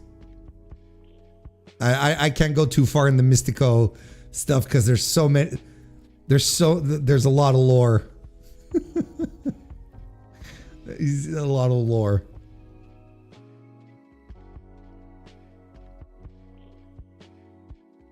When TKO starts lowballing talent, as they're known to do, they will start losing talent as well. We'll see. There's a fair chance. The thing is that one thing that I appreciate is that AEW seems to have understood that there's no point in running to grab up the talent that WWE is releasing, because it might cause ripples in the ecosystem of the locker room backstage. They want people who are going to fit in as opposed to just bringing in WWE people. I think AEW learned their lesson on that level. So, they didn't rush out to sign Shotzi or Dakota Kai, or, I don't know if they sent out feelers or not. I couldn't tell you. But we're not suddenly getting this influx of people once WWE releases people. They're being a lot more measured. And that's a very mature thing. That means Tony understands his roster, he understands his locker room, and he's going to use the parts that he has here. This will probably be an entirely different story if Roman Reigns suddenly becomes available, where I'm pretty sure Tony would throw everything he could to try and get him in, but we're not going to do this. We're not going to discuss this hypothetical here. Karrion Kross is not leaving. They glaze him on car. He's not leaving. He's not leaving. He's not leaving, and he's playing all of the media members that he's in his DMs, that are in that he's in the DMs with. They're all playing along. He's not leaving. He's just not leaving.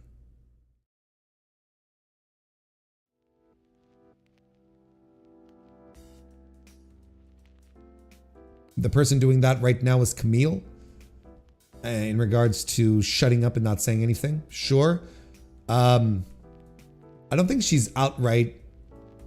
I don't think she's. Yeah. She hasn't posted anything about being grumpy or upset, or right. So she's playing it smart. That's a smart thing to do.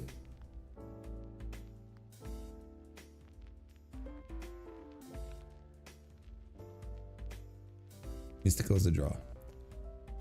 Like the tiger masks. Yeah, but the thing is that the difference with the tiger masks is that the tiger masks were passed down, right?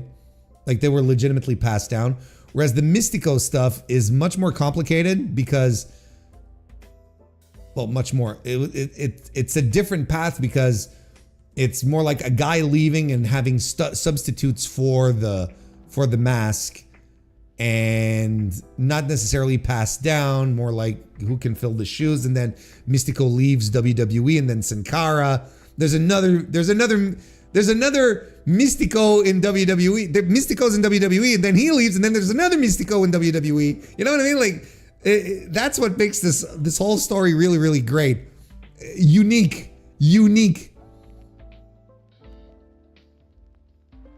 This is also separate from the time he was Mystices. Oh, no. I'm surprised Alexander didn't join the Hurt Syndicate. We're talking about Cedric Alexander. AEW doesn't need a guy like Cedric Alexander. Cedric is fine, but he's a very... Go back and watch a lot of his work, and you'll see he's a very uneven guy. And he'll have, good to great matches, and then he'll have a couple of lowball ones where you're like, wow, who is this guy?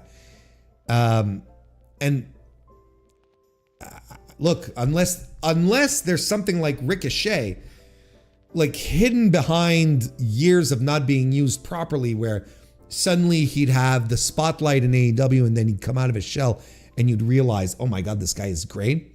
I don't see him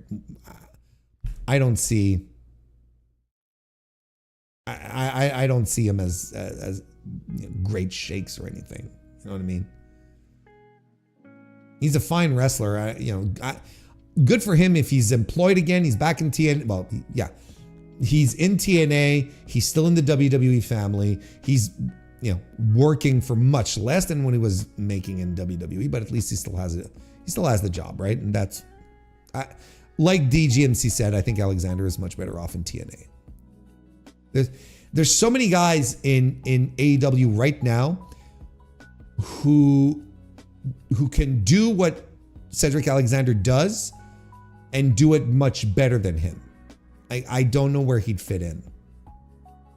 If the Hurt Syndicate really needed a junior, a light heavyweight, whatever, to join their crew, there's guys right now on the roster that they could just drag and drop right now.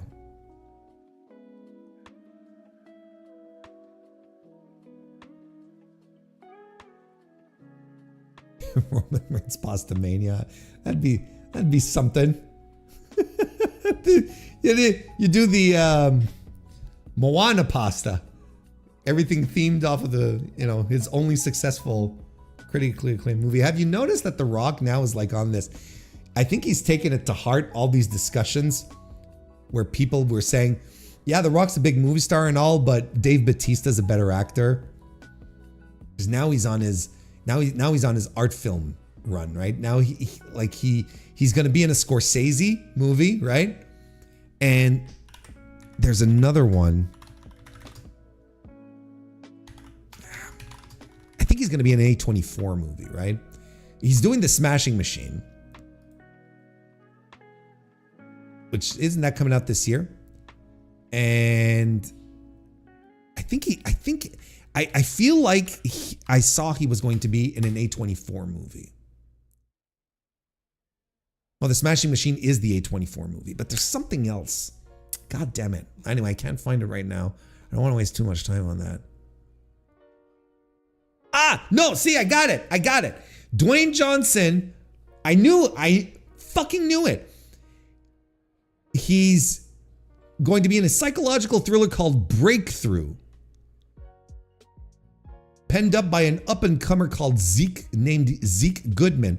Set in turn of the millennium, Southern California, the story follows an alienated young man who comes under the influence of a motivational guru whose intoxicating charm masks his morally questionable methods of manipulation and his own concealed darkness.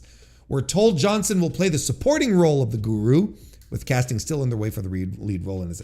So Dwayne right now, I'm convinced he saw the scuttlebutt. People going, Dwayne's like, we had an argument. I say we, a bunch of us on Blue Sky months ago. Someone had said, is Dwayne Johnson the worst A-list actor of all time? And there was a kind of a consensus around it. Yep.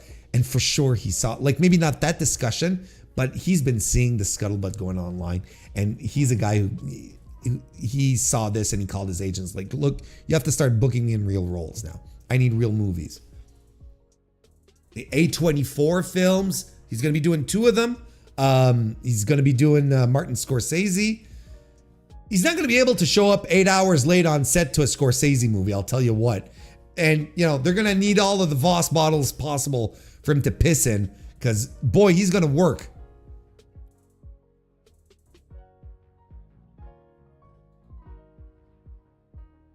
Oh, Smashing Machine's not testing well right now?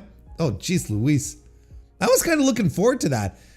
I'm still kind of looking forward to it because Mark Kerr's life is actually really fascinating, and I'd like to see how they're gonna deal with that in this context.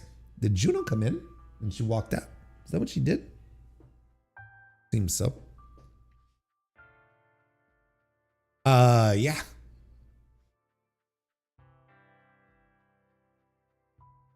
You live in Hollywood and you work on a lot of movies. Oh, that's tremendous. There you go. There you go. Holy crap, The Rock is playing Andrew Tate. Andrew Tate wishes he was as jacked as The Rock.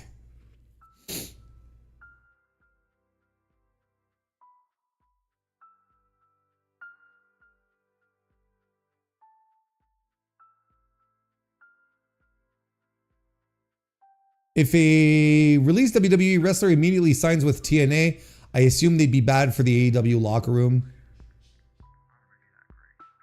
I mean, not necessarily the locker room, but maybe also for the working standard of the company too. There's guys and gals who it's like AEW has a very high working standard. In ring, we're talking about, of course. So there's also that too. You can get away with a lot in TNA. It's basically, you know, it's sports entertainment. So there's a lot of stuff that you can that you can do there. Might not actually be the case with AEW anyway. Yeah, Dwayne is absolutely in his Oscar bait phase. He absolutely 100% is. And I'm sure he's like, oh, Batista's a better actor. And Batista is a pretty good actor. Quite frankly, I think he's pretty good. You know, he's no Jeremy Allen White, you know, but he's pretty good.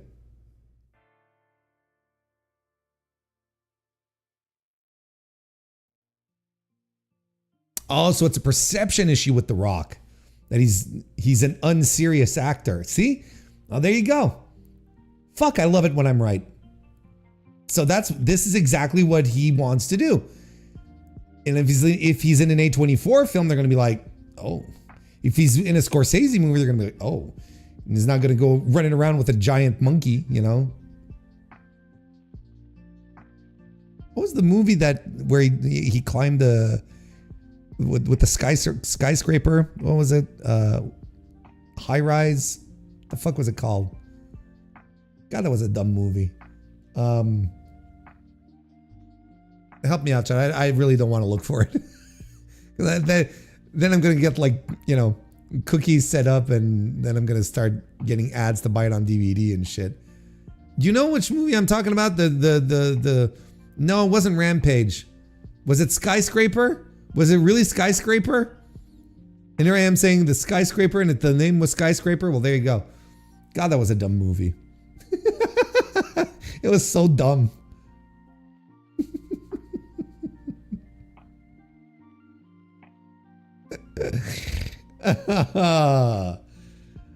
Oh boy.